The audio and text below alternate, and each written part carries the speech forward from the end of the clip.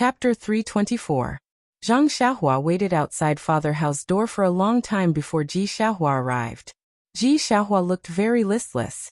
However, when she saw Zhang Xiaohua, she still forced a smile and said, "Young master, sorry to keep you waiting for a long time." Zhang Xiaohua waved her hand and said, "It's okay, it's okay." So Ji Xiaohua led Zhang Xiaohua back to Ji Xiaohua's shabby house. When they arrived at the door, Ji Xiaohua turned around and asked, "Young master, we're at my house. Do you want to go in?" Zhang Xiaohua nodded and said with a smile, "Yes, let's go in and talk." Ji Xiaohua was a little absent-minded. She pushed the door and went in without saying hello. Madame Zhang heard the movement inside and forced herself to be alert. She asked in a weak voice, "Xiaohua is back?" Ji Xiaohua was a little flustered and hurriedly responded, "Mother, it's me. I'm back." Madame Zhang coughed for a while and scolded, "You child, you didn't say anything when you entered the house. That young master has already left. Later, you and mother will go to Father Hao and let him talk to you again. The young master only gave you 10 or so coins, which can't be compared to the long-term income of the tea shed. You'd better go to the owner of the tea shed and admit your mistake. You can be beaten and punished, and then boil water for him." "That. Mother, the young master hasn't left yet." With that, Ji Xiaohua looked at Zhang Xiaohua apologetically and walked into the shabby house. "What? He hasn't left yet, and you're back? Did you do something wrong again?" Ji Xiaohua's little face was a little red and said, "Mother, I didn't do anything wrong. The young master insisted on coming to our house." "Hey, the young master is here again. Why didn't you say so earlier? Xiaohua, come and help mother up." When Zhang Xiaohua heard this, she wanted to stop him, but after thinking for a moment, she stood there with a smile and didn't move. At this time, she heard Ji Xiaohua's voice inside the room. "Ayo, mother, why haven't you eaten the buns from this morning? It's already noon. You must be starving. I'll heat it up for you now." Then there was a burst of coughing, and then a gentle voice said, "Xiaohua, you must be hungry. Go and heat up the buns. You can eat them. Nyang Qin just drank last night's corn. I'm not hungry at all." "Mother, that rice stubble has been there for several days. It has a rancid smell. Didn't you say that you would throw it away today? That's why you didn't let me eat it." "It's okay." Nyang Qin originally wanted to throw it away, but after smelling it, it was still edible. "That's why I casually ate it. It can resist hunger and thirst. Xiaohua hasn't eaten buns for a long time, so eat a little more. Nyang Qin's body is the same, but you're different. You're growing." The mother and son's voices weren't loud, but Zhang Xiaohua heard everything clearly. She was moved, and carefully tasted the affection of licking her child. In this world, the mother's love for her son was really the same. She couldn't help but think of her distant mother. Inside the room, Xiaohua said again, "Nyang Qin, try it. This is a snack from Tasting Tea Pavilion. The young master ate it at noon. I brought back the rest." "Nyang Qin doesn't want to eat. You eat it. Nyang Qin ate it when she was young. It's a pity that you haven't eaten it yet. I ate at noon." "Nyang Qin, the young master didn't eat a bite at noon. I ate it all. Nyang Qin, quickly eat a bite." After saying that, Xiaohua took out a piece from the neatly wrapped handkerchief and put it in front of her mother's mouth. Mrs. Zhang shook her head and said, "Xiaohua, you eat it. Otherwise you can eat it at night. Nyang Qin doesn't feel well, and doesn't want to eat it." Xiaohua was a little angry, so she said, "Nyang Qin, I know you can eat, but you want me to eat more. However, I'm already 9 years old. I'm no longer a child. Don't lie to me. If you don't eat, I won't eat." Seeing Xiaohua like this, Mrs. Zhang's tears almost fell. She forced a smile and said, "Okay, Xiaohua, good girl. Nyang Qin will eat a bite, okay?" "Xiaohua, good girl." Inside the room, Ji Xiaohua didn't feel much, but outside the room, Zhang Xiaohua's heart was touched. When she was young, didn't her grandmother call her like this? For a moment, Zhang Xiaohua's eyes were blurred. Her homesickness became stronger. She wished she had wings on her back. With just one flap, she could return to the Guozhuang house and plant new soil for her grandmother's lonely small grave. Therefore, Zhang Xiaohua coughed a little in the courtyard and said, "Auntie, can you come out for a moment and talk in the courtyard?" When Mrs. Zhang heard this, she hurriedly said, "Young master, please wait a moment. This lowly concubine will go out immediately. Young master has been waiting in the courtyard for a long time." Xiaohua also whispered, "Io Nyangqin, I forgot that young master was in the courtyard." Mrs. Zhang sighed and said, "Xiaohua, you are still young. Did you offend young master in the morning? Quickly help Nyangqin out." "How could that be? Nyangqin, there is no such thing." Xiaohua felt very wronged. You are just a child. If you didn't offend him, would young master come here?" Mrs. Zhang didn't believe Xiaohua. As soon as they went out, Mrs. Zhang apologized. "Young master, did Xiaohua offend young master in the morning? Or did she do something wrong? This lowly concubine will apologize on her behalf." Zhang Xiaohua hurriedly returned the courtesy and said, "Auntie is too polite. I really didn't. Xiaohua is a good child. I am very satisfied with her. I came here to say goodbye to you. I also have something to tell you." Mrs. Zhang felt strange, but she still politely asked, "Young master, you don't have to be polite. If this lowly concubine or Xiaohua can help, we will definitely help." Zhang Xiaohua thought for a while, organized her words, and then said, "It's like this, auntie. Xiaohua helped me a lot in the morning. He was very considerate. It was far beyond my imagination. Originally, I told him that I will give him 11 copper coins, but I suddenly changed my mind." When Mrs. Zhang heard this, she was somewhat puzzled. She thought, "It's fine if you don't want to give money, but why did you say that my son did a good job? But if you want to give more, you should give him some tips. I really don't understand." She saluted again and said, "Young master is too polite. If Xiaohua didn't take care of him well, you shouldn't give him any copper coins. Besides, you gave him steamed buns and snacks at noon. It's more than enough to pay for his salary." Zhang Xiaohua wrinkled her nose and said, "Auntie, you misunderstood. I just want to give Xiaohua more money." Mrs. Zhang smiled and said, "Young master, you don't have to. Didn't I just say that you already treat my family Xiaohua well, so you don't need to spend too much money?" Zhang Xiaohua said, "Those are just casual things. I have to thank Xiaohua for what he did for me. You don't have to refuse." Mrs. Zhang smiled and said, "In that case, this lowly concubine won't refuse. Xiaohua, come and thank the young master." Xiaohua stepped forward and saluted Zhang Xiaohua. "Thank you, young master." Zhang Xiaohua nodded and said, "You don't have to be too polite. Xiaohua, I'm very satisfied with what you did this morning. You wrote the route in detail. How can I let you pay for those copper coins?" When Xiaohua heard this, her face became a little hot. Zhang Xiaohua continued to say, "Your mother's health isn't good, so you have to take care of her at home. That's right, it's best to let the doctor in the medical hall diagnose your mother. If she's always like this, how can her body withstand it?" When Mrs. Zhang and Xiaohua heard this, they both smiled bitterly. Then, Zhang Xiaohua threw the huge sack in her hand in the courtyard with a pung sound. She took out the small bag of silver coins that she just exchanged and handed it over. She said, "Auntie, this is what I want to give to Xiaohua. You can take it." Mrs. Zhang and Xiaohua were dumbfounded. Zhang Xiaohua looked at them and explained, "I originally wanted to give Xiaohua banknotes, but I thought that it would be suspicious for a child to take out banknotes. Moreover, if you have ingots of silver at home, wouldn't it be easy to attract trouble? That's why I went to the bank with Xiaohua and exchanged them for copper coins. There are 10 strings of coins in this sack and 5 taels of silver coins in this small cloth bag. Oh, when we were exchanging, Xiaohua was also present. He knows that these small taels of silver won't bring you any trouble." That's right.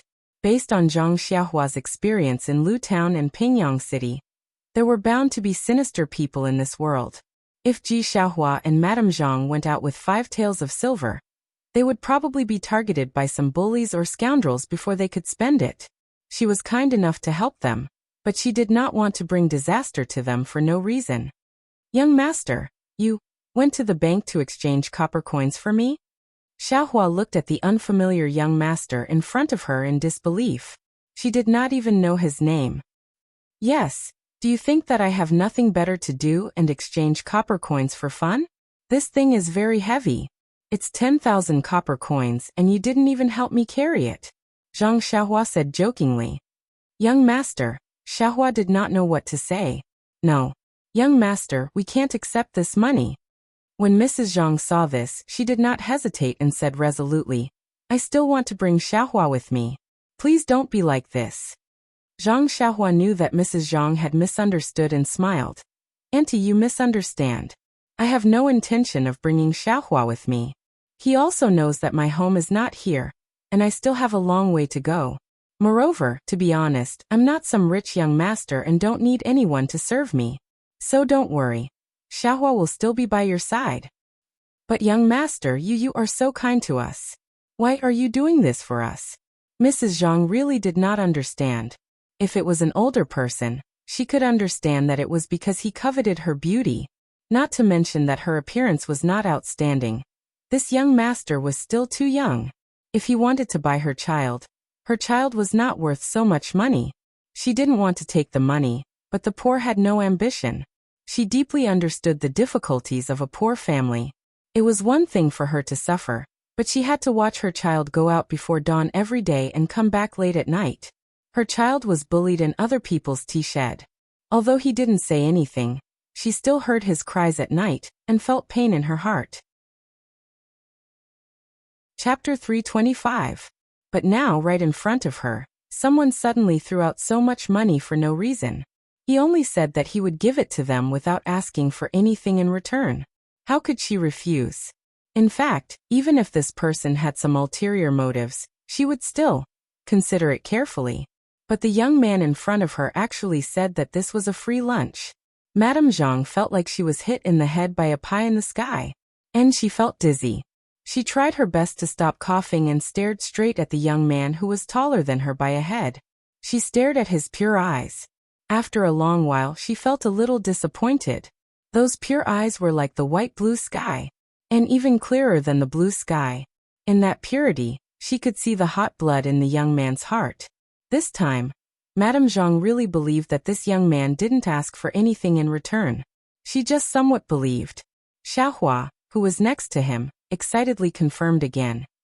Young master, you really want to give all this money to this little one? Really? Zhang Xiaohua turned his head to look at the young man with the scabby head and said with a smile.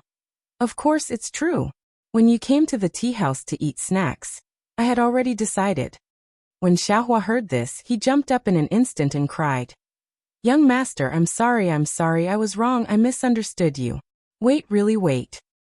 After that, he shook off his mother's hand and rushed out of the yard. Xiaohua, Madame Zhang shouted loudly. She didn't know what her son did wrong, and what he was going to do. Zhang Xiaohua was also surprised at first, but after all, he had his divine sense. After a slight sweep, the corner of his mouth showed a trace of a smile. Seeing her son run out, Madame Zhang coughed for a while and asked, Young master, there is no free lunch in this world. Do you really want to give us so much money for no reason? Ai, Zhang Xiaohua sighed and said, I know that you won't believe me no matter what I say. Even if it's me, if someone suddenly gives me so much money for no reason, I will also hesitate. Perhaps only a few years ago, when I still haven't walked out of the farmland, I will foolishly believe in such a good thing. Young master, why don't you tell me, maybe I will believe you. After thinking for a while, Zhang Xiaohua said, Actually, it's very simple. I'm not the young master of a rich family like you think. I'm the same as you. Oh, I'm a bit worse than you. You live in the city, my home is in the countryside. As for me, I haven't seen my mother for several years. Seeing Xiaohua Ji has such a good relationship with you, it reminds me of my mother. If I were Xiaohua, of course, I would be happy. Madame Zhang listened thoughtfully. Zhang Xiaohua continued. In addition, Xiaohua Ji really helped me a lot.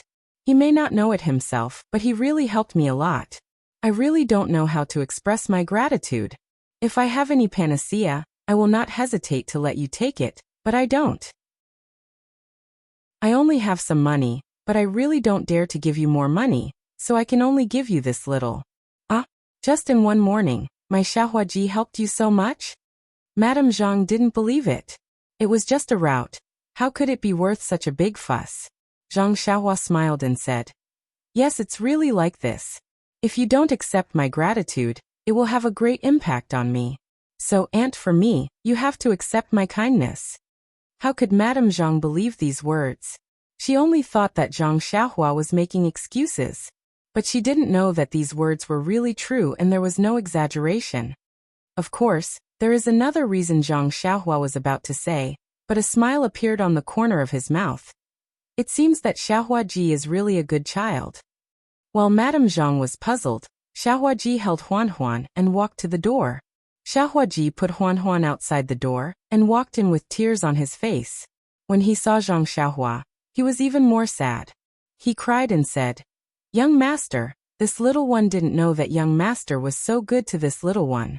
You treated this little one like this, but this little one still hid it from you. I really can't stand it." Zhang Xiaohua patted his shoulder and said gently, "Ji Xiaohua Ji, don't be like this. I want a horse, not a cow that can carry things.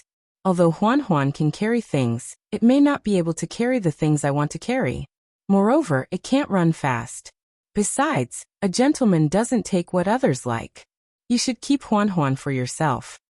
"No, young master, Huan Huan can run. Really, it runs very fast." "Really?" Zhang Xiaohua looked at Huan Huan, who had just been washed outside the courtyard, and didn't dare to believe it. "Yes, last year, Huan Huan and I met a wild dog outside the city. It wanted to bite me, so Huan Huan carried me back. It ran so fast that even the wild dog couldn't catch up with it. It runs really fast." Seeing that Zhang Xiaohua didn't believe it, Xiaohua Ji pulled Zhang Xiaohua and said, "Young master, if you don't believe me, you can ride it and see." Hearing this, Zhang Xiaohua immediately became interested. In fact, he really hoped to have something to ride on. If this David's deer could be made, it would really solve a big problem for him. Walking in front of Huan Huan, Huan Huan seemed to know Xiaohua's intention. Her eyes were wide open, and she sniffed Zhang Xiaohua's scent affectionately. Zhang Xiaohua looked at Huan Huan's broad back and pressed her hands on it. Huan Huan didn't seem to feel anything. Overjoyed, Zhang Xiaohua looked at Huan Huan and smiled. "Huan Huan, I'm going to press harder. Can you do it?" Huan Huan understood Zhang Xiaohua's voice and blinked her eyes. Zhang Xiaohua laughed and pressed down hard. With Zhang Xiaohua's strength, Huan Huan's legs went soft, but she immediately stood up strong. There was a trace of unyielding and grievance in her bright eyes. Zhang Xiaohua was overjoyed again. He used a lot of strength this time. His arms had the strength of more than 10,000 pounds. This was beyond Zhang Xiaohua's expectation. Moreover, looking at Huan Huan's eyes, the weakness in her legs was a kind of humiliation. Thinking about it, how could he be treated well in Father Hao's house? It was good enough to be able to eat the rancid swill. Then Zhang Xiaohua picked up the long sword in the yard and put it on Huan Huan's back. Huan Huan's back only sank a little, but her four legs were still standing firmly. Zhang Xiaohua kicked off, and her body floated up. Huan Huan's four legs moved, and she ran toward the street. Although she wasn't as fast as a galloping horse, her speed was still very impressive. "I've really picked up a treasure," Zhang Xiaohua muttered in her heart as she rode Huan Huan back. At the door of the small yard, Xiaohua Ji, with tears on her face, and Zhang Xiaohua, with a happy expression, were waiting for Zhang Xiaohua's return. Zhang Xiaohua jumped down from Huan Huan's back and walked into the yard. He smiled and said, "Xiaohua Ji, it seems that you and I are really fated. You as an oddball can be of great help to me." Xiaohua Ji said embarrassedly, "Young master, don't praise me. In fact, when you went to buy the horse, I thought of Huan Huan, but I didn't dare to believe you and couldn't bear to part with her. In the end, this little one still had selfish motives. However, young master still treats this little one so well. This little one is really sorry." Zhang Xiaohua waved his hand and said, "Don't have the heart to harm others, but don't have the heart to guard against others. This saying is right. How can I blame you? However, now that you've given me Huan Huan, you've given me another problem." Xiaohua Ji asked curiously, "Why is that?" Zhang Xiaohua said, "Originally, I could repay your help by giving you some money. If you give me Huan Huan, won't I owe you a lot? But if I give you more money, won't I be causing trouble for you?" Xiaohua Ji was very puzzled and said, "Young master, I don't understand. It's naturally good to have more money. How can it cause trouble? Young master, I didn't mean to ask you for money. You've already given us so much. Just take Huan as a gift from me. Zhang Xiaohuaji thought for a moment and took out 2 banknotes from his arms. He handed them to Ji Xiaohua and said, I don't deserve a reward without any effort. I'll use these banknotes to exchange for your Huan. How could Ji Xiaohuaji accept them? He repeatedly refused. Even Madame Zhang coughed and tried her best to stop him. Seeing this, Zhang Xiaohuaji was moved. He took out a banknote and said, Since it's like this, I won't give it to you. I'll trouble you to go to the ox and horse market with this banknote and help Father Hao buy a cow or a mule. Didn't you say that Father Hao needs Huan to live? If I take Huan away, how will Father Hao live? This Xiaohuaji was a little hesitant. At that time, he only felt guilty and didn't think too much. Now that Zhang Xiaohuaji mentioned it, it was really a problem. However, he looked at the big sack on the ground and said, Young master, didn't you already give so much money? It's enough to buy animals. Zhang Xiaohuaji shook his head and said, That's for you. If you use these copper coins to buy a mule, you won't be able to carry it. You can find a place to put the copper coins and use them for daily use. I pawned these banknotes. You can directly buy a mule and say that you exchanged it with Huan. I think there won't be any problems. Xiaohuaji still looked at his mother, who was coughing nonstop. Madame Zhang sighed and said, Young master gave too much. Zhang Xiaohuaji said with a smile, If you don't accept the banknotes, I don't want Huan. Seeing his mother's tacit agreement, Xiaohuaji still raised his hand to take it. Then Zhang Xiaohuaji said, Auntie, is there a spare room in the house? Madame Zhang was stunned. She pointed to a shabby shed next to them and said, Young master, is that okay? It's a stove used for cooking. Zhang Xiaohuaji said with a smile, Okay, wait a moment. After saying that, Zhang Xiaohua quickly walked into the courtyard, leaving Ji Xiaohua and his wife standing in the middle of the courtyard with a puzzled look on their faces. Chapter 326. After a while, Zhang Xiaohua came out from inside. Her face was slightly pale. She held a small piece of white jade in her hand and handed it to Ji Xiaohua. She said, Ji Xiaohua, this is your reward for giving me Huan. Oh, don't refuse first. You must accept this. Just now, I told your mother that I don't have any panacea that can cure your mother's illness, but I suddenly remembered that I have an old piece of jade that can cure illness. Then she said to Madame Zhang, This jade is not valuable, but it is very good for the human body. If you can wear it every day, and with the doctor's treatment, it will be better day by day. Hearing this, Ji Xiaohua's eyes could no longer leave the jade in Zhang Xiaohua's hand. Being able to cure his mother's illness was his biggest wish. Since the young master in front of her could take out this thing, there must be a reason. He wouldn't deceive her for no reason. As for Madame Zhang, she looked at the jade and then looked at her son. Unconsciously, she didn't have the courage to refuse. Seeing this, Zhang Xiaohua stuffed the jade into Ji Xiaohua's hand and said with a smile, In that case, I won't stay any longer. I hope that auntie will recover soon. Then she turned to leave. Madame Zhang shouted, Young master, what is the reason that you didn't say just now? Ji Xiaohua also shouted, Yes, young master. People say that people don't wake up early if there is no benefit. This little one also doesn't have a beautiful older sister or younger sister. Why are you so good to me? Ha ha ha. Zhang Xiaohua laughed and floated up. Her figure flew over the low wall of Ji Xiaohua's house and landed on Huan's back outside the door. Zhang Xiaohua sat cross-legged and urged the 4 odd beasts. When Ji Xiaohua and her mother arrived at the door, they heard Zhang Xiaohua's voice from a distance. The reason is very simple. Because I am also called Xiaohua. However, I am called Zhang Xiaohua.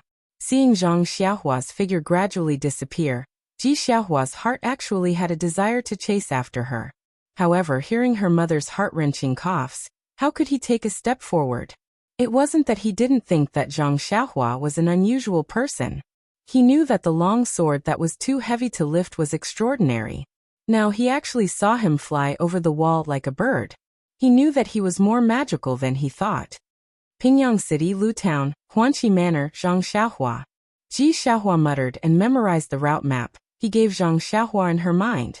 Then she turned around and supported her mother. Mother, you should go back to the house. The wind is strong outside. After entering the courtyard, she took out the jade and handed it to her mother. Mother, you should go back to the house and find a string to string it with you.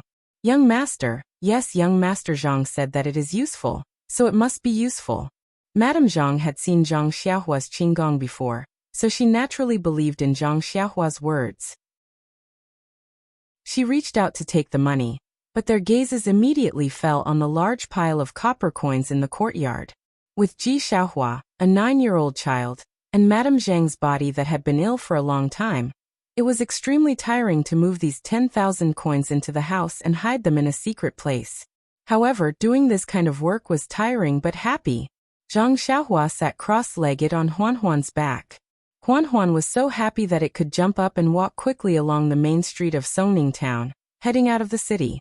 Huanhuan walked very steadily. Zhang Xiaohua didn't feel any bumps at all on its back.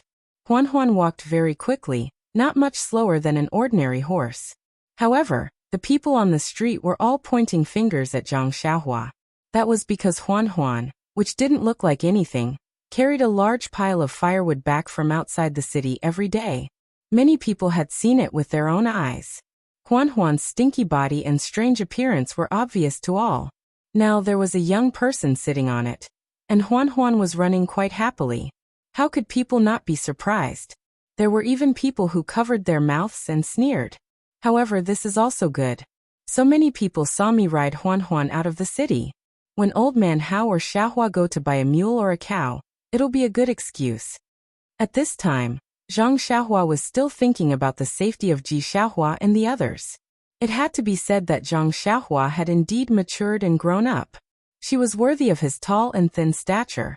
Zhang Xiaohua had already memorized the route on the white cloth that Ji Xiaohua gave him. When they arrived at the city gate, he got off the odd duck. After asking the passers-by carefully, he sat on the odd duck again and patted Huanhuan's head. The odd duck immediately galloped away, leaving behind many people at the city gate who were pointing and gesticulating. On the spacious road, there were few pedestrians, but Huanhuan ran very happily. Its eyes were full of excitement, and its 4 hoof-like feet kept exerting force. It seemed that this kind of galloping days was the life it wanted. However, after a long while, Huanhuan's speed didn't slow down, but there were some slight beads of sweat on its neck. Zhang Xiaohua was very considerate and noticed it. He patted its head slowly with his hand. Huanhuan really understood his meaning and slowed down its pace, moving forward leisurely. This Huanhuan is really a strange creature. No, what kind of animal is this odd duck? Not only can it carry thousands of kilograms of things, but its speed is also not much slower than a horse. The most rare thing is that Huanhuan seems to understand my intentions. I don't need to speak. As long as I pat its head, it immediately knows my thoughts. Can such an animal still be called an animal? Even if it's called a spiritual beast, it's still worthy. It's just that this spiritual beast has been spoiled by old man Hao. It only knows how to carry firewood all day long. What it eats is even worse than a pig's. God has pity on it. It's really a pearl covered in dust. If I didn't happen to meet it, wouldn't Huanhuan die of old age in the pigsty? Thinking of this, Zhang Xiaohua couldn't help but stroke the back of Huanhuan's neck. Huanhuan seemed to understand Zhang Xiaohua's meaning. It let out a long howl that split the sky, full of joy. Zhang Xiaohua smiled and said, "Let's go, Huanhuan. I'll call you Huanhuan in the future. If you follow me, I won't treat you unfairly. Oh, I forgot to ask Xiaohua what to feed you. You haven't eaten properly for many years, so I have to take good care of you. Otherwise, you'll collapse from exhaustion before we reach the Guozhuang house. That would be very bad." Huanhuan was also happy to hear this. It growled in a low voice, but it didn't know what it wanted to express. Its feet didn't stop and it worked even harder. Presumably, it was also looking forward to the delicious fodder in a while. Although Huanhuan hadn't run for a long time, and its physical strength was limited, they reached the western outskirts of Songning town by the time the sky turned dark. There were very few people. The forest by the roadside and the distant hills all revealed a kind of silence. The time for all living things to rest was coming. At this time, Zhang Xiaohua was somewhat regretful. It didn't matter to her. She had already abstained from eating, so it didn't matter whether she ate or not. However, she didn't know if Huan could persist. She wanted to be free and unrestrained, so she just patted her butt and left, leaving behind the admiring stars of others. But now, she was in the middle of nowhere, so it wouldn't be too late to stay in town and leave tomorrow morning. However, at the thought of her mother who was far away, Zhang Xiaohua's heart was burning. How could she be willing to stay in this unfamiliar place for a moment longer? Just as she was thinking, she heard the crisp sound of a bell from the turning mountain on the quiet main road. Then, there was the noisy sound of horse hooves and a few people talking loudly. "Old man Su, don't tell me you've made a mistake. We've been waiting at the intersection for a whole day. If that kid didn't leave earlier than us or stayed in town, it's also possible that he didn't fall for your trick and left by the side road."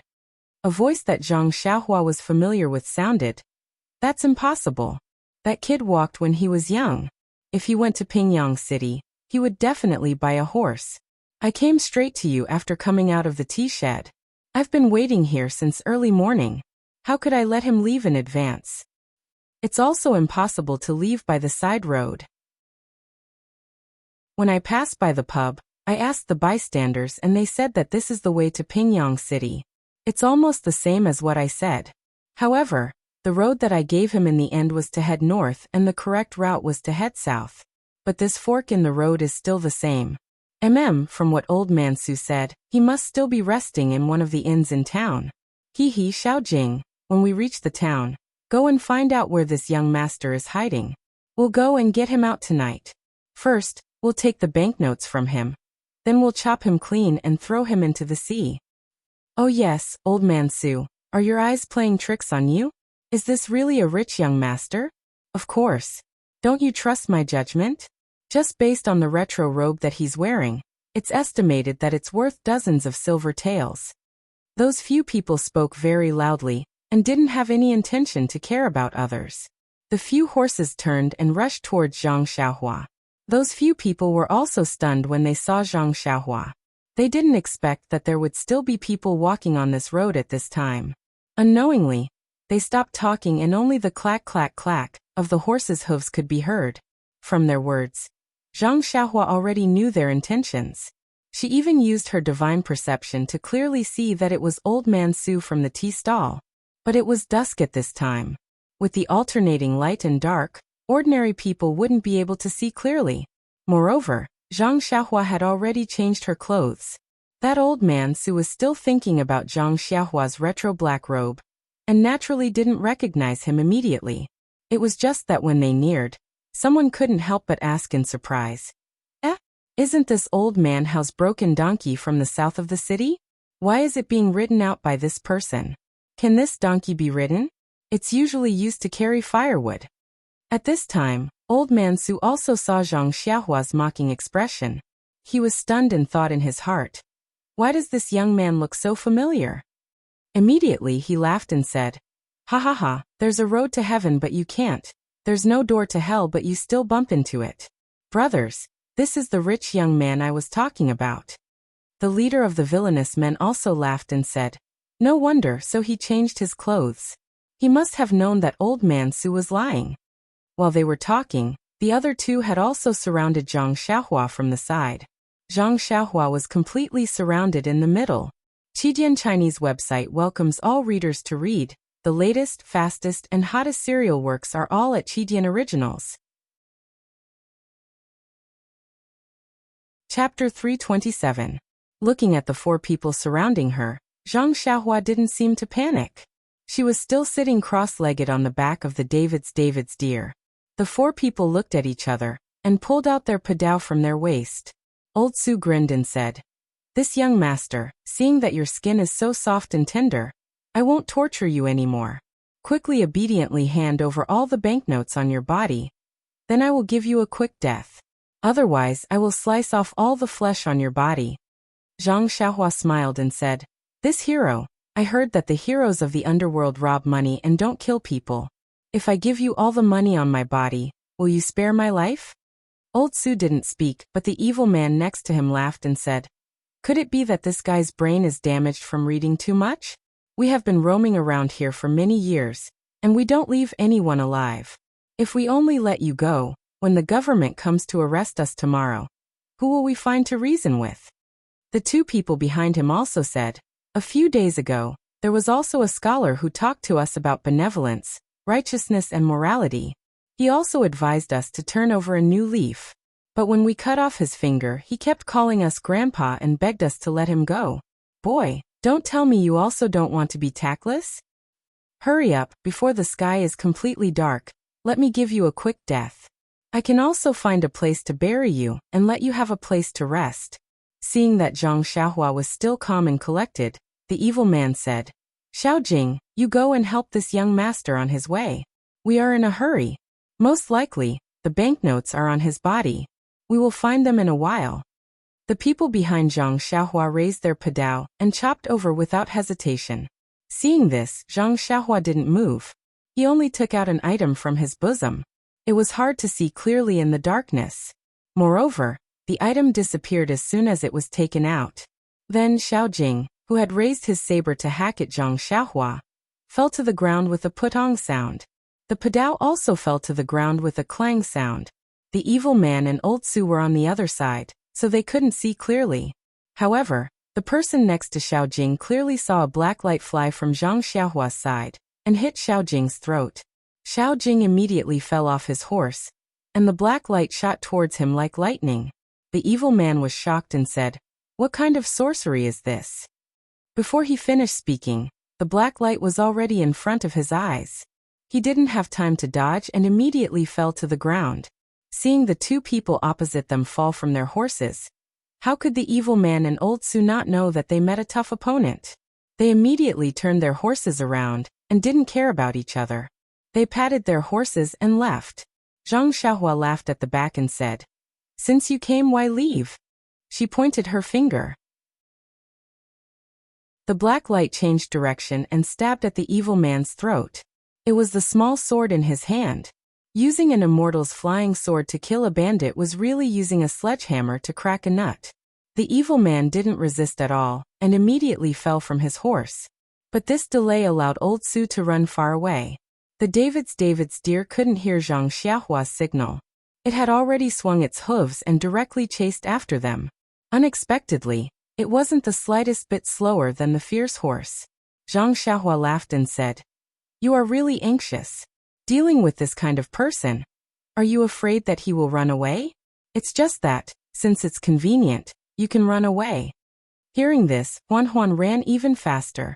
Not long after, it had already caught up. Zhang Xiaohua sat steadily on the back of the David's deer and said slowly, "Old Su, you have killed so many people. Don't tell me you are not afraid of retribution?" How could Old Su dare to slow down his horse? While running, he begged for mercy. "Young master, I have eyes but failed to recognize Mount Tai. Today, please spare my life. I will immediately put down my butcher's knife and become a Buddha. Tomorrow, I will accumulate virtue and do good deeds. I will be a good person. What do you think?" Zhang Xiaohua said, "When you killed people, did you think about today? When you wanted to kill me just now, did you think about today? Heaven is watching. It's not that you won't get retribution. It's just that the time has not come. When the time comes, you will definitely get retribution." After saying this, Zhang Xiaohua patted the head of the David's deer again. Huan ran even faster. It had already passed Old Su and went forward. Old Su was overjoyed. He immediately pulled the reins of the horse and slowly moved away from Zhang Xiaohua. He cupped his fists and said, "Many thanks to the hero for letting me go. I will go back. Tomorrow, I will open the barn to provide food to the poor." In his heart he thought, "This person is really strange. Do you think this is a horse race? Once I stop, you will overtake me." Who knew that Zhang Xiaohua's leisurely words came from the front? "You bastard, when did I say I will let you go? If I let you go, what will the scholar who was tortured to death by you 2 days ago think? What will the people who were killed by you all think? I have already said that it's not that you won't get retribution. It's just that the time has not come. Today is the day you will be beheaded." When old Su heard this, he did not care about anything else. He turned his horse around and ran back. Seeing that he was about to reach the foot of the mountain, he was overjoyed. Suddenly, he saw a black light rushing towards his throat. Before he could react, he felt a chill in his throat. His vision turned black and he immediately lost consciousness. Just like the three people before him, he fell into the dust. However, he was even more miserable. When his body fell, his feet were still in the stirrups. The horse was still running until it reached the city gate. Who knew how many sins old Su had committed? How could he still have a human form? At that time, Zhang Xiahua naturally did not know about this. He just sat on the back of the David's deer and muttered in a low voice, "This group of people is really hateful. They don't have any manners. I just said a few words and they want to fight. This young master still wants to make them take out the banknotes in their arms first." And Zhang Xiahua, this guy, actually became addicted to being a young master. He even changed the way he addressed himself as this young master. The corpses of the 4 people were all discovered the next day. Seeing that the 4 people were killed with a single sword strike, the officials knew that it was a vendetta in the Jianghu. After a little investigation, they discovered that these 4 ordinary people who usually did not show themselves in Songning town were actually the murderers of many murders. This set off a huge wave in Songning town and strengthened the government's determination to clean up. In one fell swoop, several underground forces in Songning town were swept clean. This was not to say that this was not Zhang Xiahua's good karma. And Ji Xiahua, who knew the truth of this matter, worshipped this young man who had the same name as him as a god. Zhang Xiahua walked along the road. They had just left Songning town, and there was no inn by the side of the road. After a long journey, Zhang Xiahua felt that Huan was tired and wanted to rest. He knew that he would definitely fall asleep at midnight. And Huan had just gotten rid of the life that did not belong to it. Its body was far from being adjusted. If he forced himself to continue on the road, he would definitely kill the goose that lays the golden eggs. Seeing a mountain forest in front of him, Zhang Xiahua made up his mind.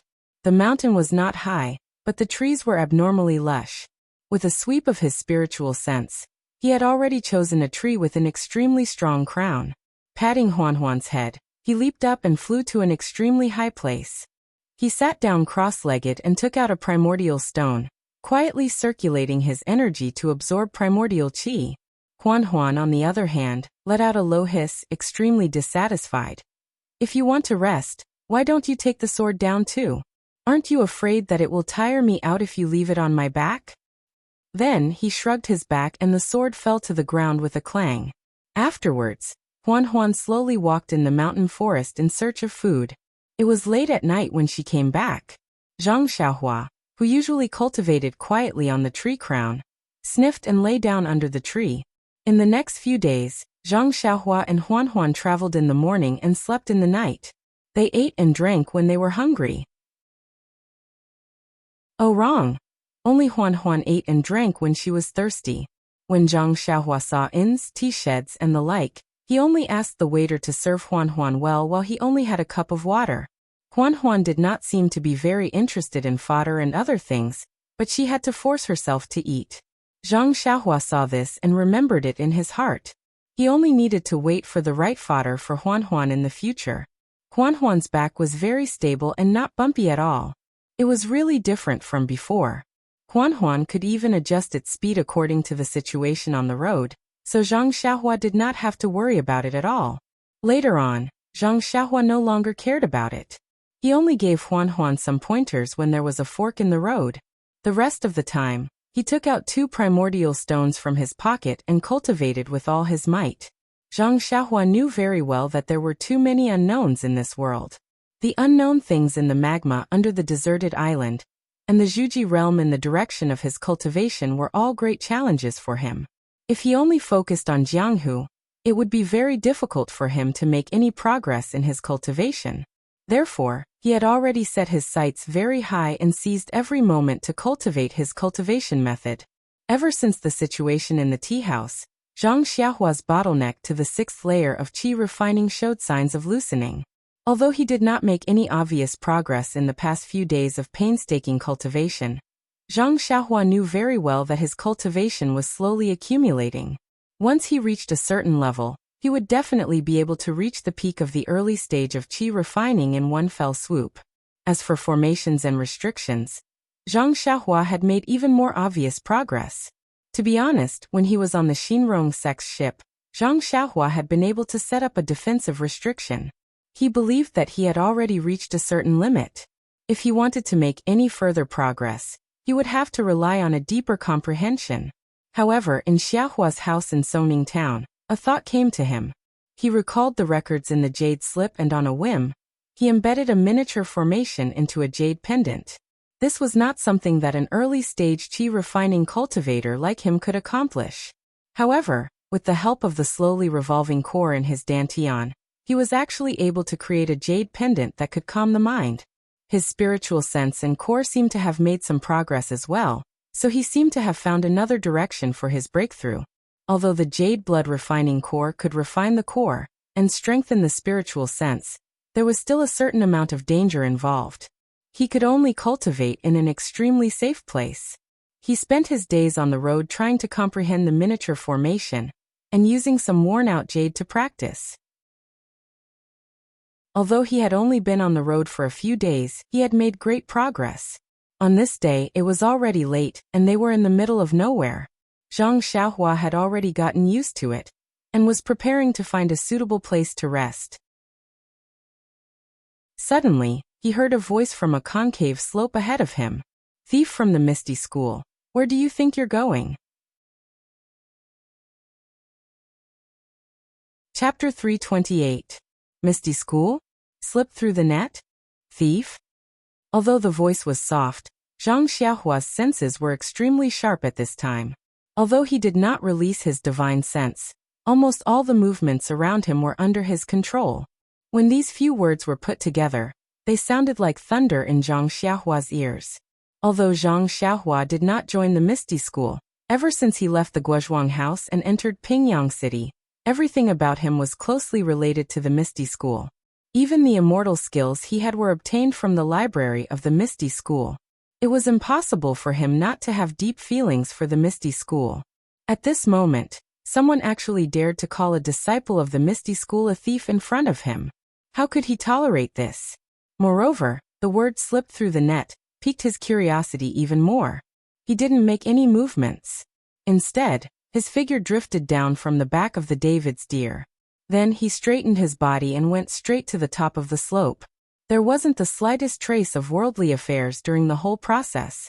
Zhang Xiaohua landed on the top of the hill and blended in perfectly with the surroundings. If not for the people beside him who saw it with their own eyes, they would not have noticed or felt that someone had just appeared on the hill. Zhang Xiaohua crouched on the hill and quietly poked his head out. On the other side of the hill, there was a large open space. There were 3 people dressed in martial arts attire, holding swords and padao. They surrounded a young man of about 24 or 25 years old. The young man was holding a long sword, and the tip of the sword was trembling slightly. His brocade robe was already in tatters and flesh could be seen in many places, revealing blood-red wounds.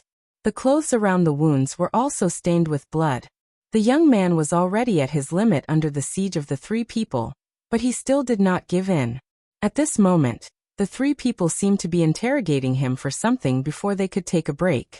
One of them laughed and said, "Misty School boy, we've been following you for so long.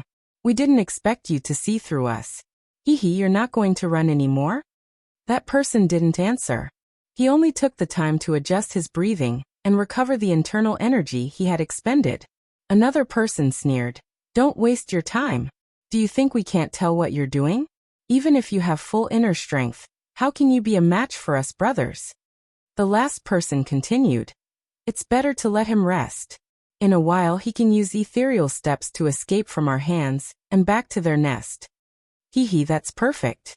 We're following behind him. Isn't it because we want to know where his lair is?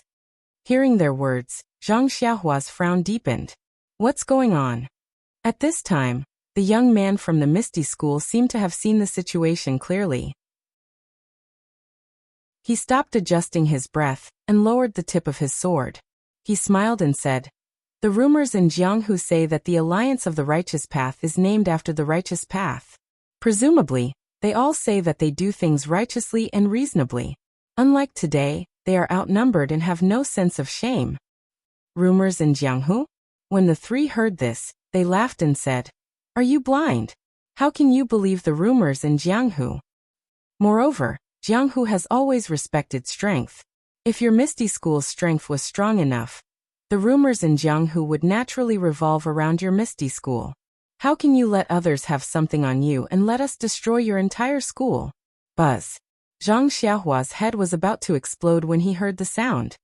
Destroy the school? Don't tell me the entire Misty School was destroyed by others? Then what happened to second brother? In an instant, Zhang Xiaohua thought of his second brother, Zhang Xiaohu. He was about to straighten his body and go down to ask about it. But his mind changed. The Misty School's destruction wasn't something that happened today. What's the use of being anxious now? It's better to wait and see. Sure enough, the disciple of the Misty School sorrowfully said, "If you want to condemn someone, you can always find a pretext. You've been drooling over my Misty School for a long time. You're just looking for an excuse to annex it. What martial arts secret manual? It's all a lie you made up." Hee, whether or not there are martial arts secret manuals is not something small people like us can know. In any case, your Misty School's destruction is an indisputable fact. Sigh, as expected of a school with an inheritance. Even when surrounded by us, you still managed to escape from Misty Mountain Villa. Brother, how have you been these 3 years of hiding your name and changing your surname? Why don't you obediently come with us to the Righteous Alliance? From then on, you can walk openly in Jianghu. We brothers will use our lives to guarantee that you'll definitely have a considerable position in the Righteous Alliance. Hearing this, Zhang Xiaohua was even more shocked. The Misty School has already been destroyed for 3 years. Isn't that the same time I was on the deserted island? I don't know if second brother also escaped like this person. And in a moment, I'll save him and ask him. Thinking this, he gently took out the small sword from his bosom and used his divine sense to control it in the air, waiting for an opportunity. That Misty School disciple smiled and said, "I don't know what position you 3 brothers have in the Righteous Alliance." One of them hesitated and said, "We're all disciples of the Golden Hall under the Righteous Alliance's 6th Alliance Master. If you're willing to come with us, we'll definitely report it to the Hall Master and record it as a great merit." That Misty School disciple thought for a moment and said, "It's not that I don't believe you 3 brothers, but your positions seem to be low. How can you guarantee that your little brother's life won't be in danger?" One of them was somewhat angry, while the other smiled and said, "Little brother, you don't know. Our several sects have a secret agreement. As long as you're a disciple of the sect, as long as you're a survivor of the Misty School, oh of course, if little brother has the intention to abandon the dark and join the light, then naturally I'm not talking about you. As long as you're willing to join any sect, then you can keep your life. If you can provide the whereabouts of others, then according to how many survivors you capture, you'll be rewarded. That's why my brother is so generous as to agree with you." "Oh, so that's how it is. See, you guys really put in a lot of effort.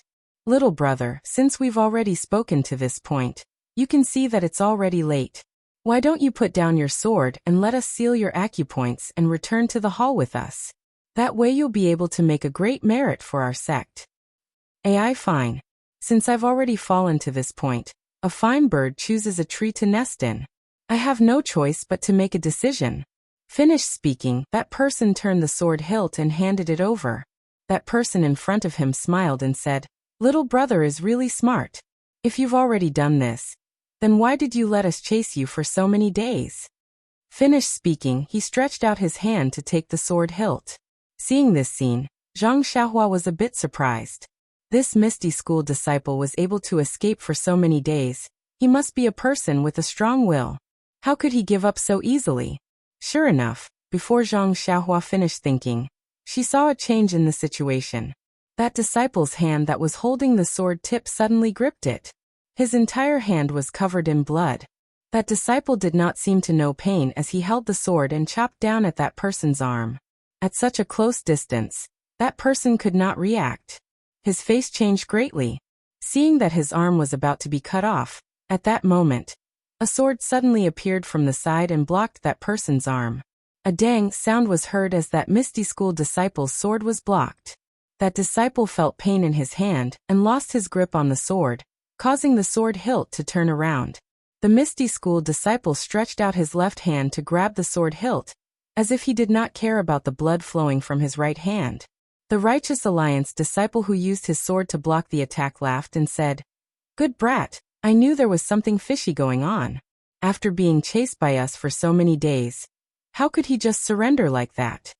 That disciple who almost had his arm cut off gritted his teeth and fiercely said, "Senior brother, don't talk nonsense.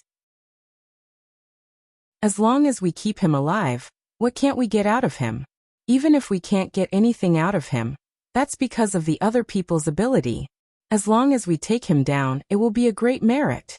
The other two also laughed and said, "Junior brother is right." That Misty School disciple saw that there was no turning back and did not reply. Holding the sword in his left hand, he thrust it forward. The three people from the Righteous Alliance were already prepared. How could they let him have the chance? Both the sword and saber arrived. In just a few moves, that disciple's body had a few more wounds. If it was not for the fact that they wanted to capture him alive, he would have already died. Seeing this, that Misty School disciple swung the sword in his left hand and used a night battle in 8 directions to force the three people back. Then, looking at the night sky, he bitterly smiled and said, "Leader, oh, this little one is a disciple of the Misty School in this life. I hope to be your subordinate in the next life." Saying this, he pulled the sword in his left hand back and was about to cut his own throat. Seeing this, the three people surrounding him were shocked. They hurriedly went up to stop him. But how could it be too late? At this moment of crisis, they saw an object coming from afar. A black light flashed and hit the sword in the Misty School disciple's hand. But with a gotcha sound, that sword was actually broken into 2. Then that object did not slow down and stabbed into the ground. In the darkness, it seemed like a dagger. The three people from the Righteous Alliance were shocked and turned around to look. They saw that not far away on a hillside, a thin figure stood up from the ground. Then he actually used Qinggong to fly on grass. Like a gust of wind, he floated down and in an instant, he was in front of everyone. At this time, everyone saw clearly that this was a slightly tall youth around 15 or 16 years old. That person entered the field and did not pay attention to the three people from the Righteous Alliance. Instead, he stared at the Misty School disciple and asked, "What did you say? What happened to the Misty School?" The ethereal sect disciple's sword was first broken by the flying dagger, and the web between his thumb and index finger on his left hand was cracked. Then, he was shocked by the young man's superb lightness skill. Most importantly, the young man was so young. Seeing him staring at him and asking questions, he did not know what to say. At this time, the three people surrounding the Misty School disciple moved slightly and expanded their encirclement. They quietly surrounded the youth. Then, one of them clasped his fist and asked, "May I know which sect this Xiao is from? I am a disciple of the Righteous Alliance's Jinyu Hall. I am here to handle some matters." Xiao. Qijian website welcomes all readers to read. The latest, fastest, and most popular series of works are all at Qijian Originals. Chapter 329. Shut up. Without waiting for that person to finish speaking, the young man shouted. That person was startled, but before he could finish his sentence, the three of them looked at each other and clenched their weapons tightly, secretly on guard. Zhang Xiaohua saw that he had frightened the Misty School's disciple, so he cupped his hands and bowed. "Senior brother, I used to work at Huanxi Mountain Villa, and my name is Zhang Xiaohua. Yes, I used to work with He Tianshu from the pharmacy hall, planting medicinal herbs. When I heard senior brother's words, I was very puzzled, so I came out. Senior brother, please explain in detail." He Tianshu from the pharmacy hall? The disciple frowned. There were thousands of people in the Misty School. How could he know each and every one of them? But soon after, he pondered for a moment and said mockingly, "Yes, I don't know people like He Tianshu. There are so many people in the Misty School, you can just make up a name, and there might not be no one in the sect. Righteous methods are useless against me. After saying that, his eyes looked at the small sword stuck in the ground. Zhang Xiaohua was stunned, but immediately understood. He smiled without saying anything, and slowly walked forward. The disciple was surprised and stepped back. "What are you doing?" Zhang Xiaohua ignored him and walked straight to the small sword, bending down to pull it out. In fact, if he directly moved the sword, how could it be so laborious? He just didn't want more people to know that he cultivated the way of immortality, which would attract unnecessary trouble. Seeing Zhang Xiaohua pick up the small sword, the three people from the Righteous Alliance couldn't hold back. They had just used psychological tactics against the Misty School's disciple, but not only did they not win easily, there was also a tiger blocking their way. If they hesitated, there might be unexpected changes. In the current situation, 2 against 3, they still had the confidence to win, but after a while, that might not be the case. Although just now they were shocked by Zhang Xiaohua's qinggong, but when they heard that this young man was only a herb grower in the Huanxi Manor, and was only the subordinate of a Misty School's pharmacy hall's disciple, they couldn't help but look down on him. Thinking of this, a disciple from the Righteous Alliance sneered. "Haha, another survivor of the Misty School, but your weight seems to be a lot lighter, just a servant. Huanxi Manor seems to be a branch of the Misty School, so your weight is also a bit lighter. But this merit is delivered to our door, how can we brothers reject it?" After saying that, the other 2 people guarded the space behind Zhang Xiaohua and the Misty School disciple, preventing them from escaping.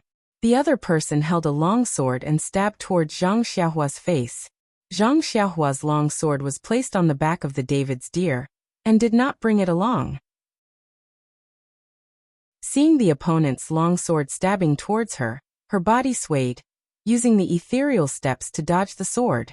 At the same time, she passed the small sword to her left hand and pushed forward with her right hand, using the fist of the Big Dipper.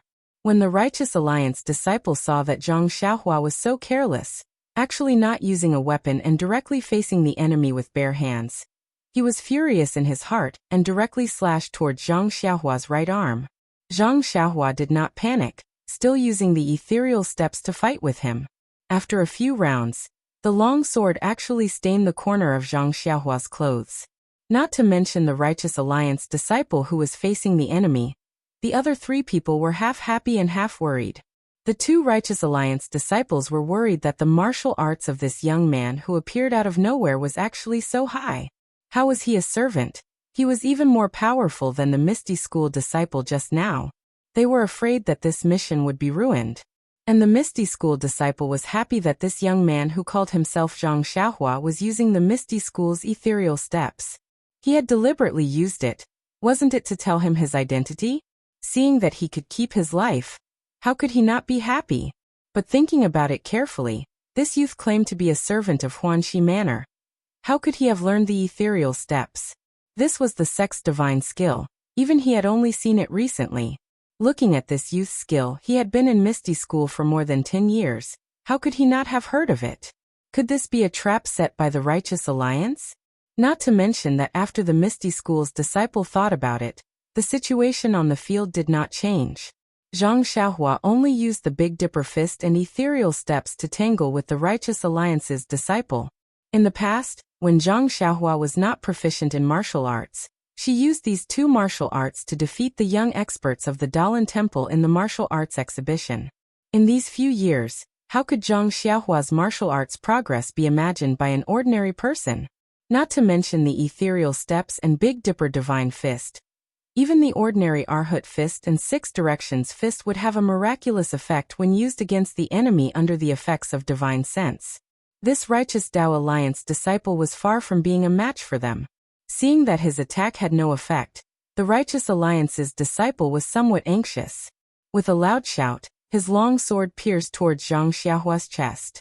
Zhang Xiaohua dodged to the side again, and the disciple's left arm also lifted up at the same time.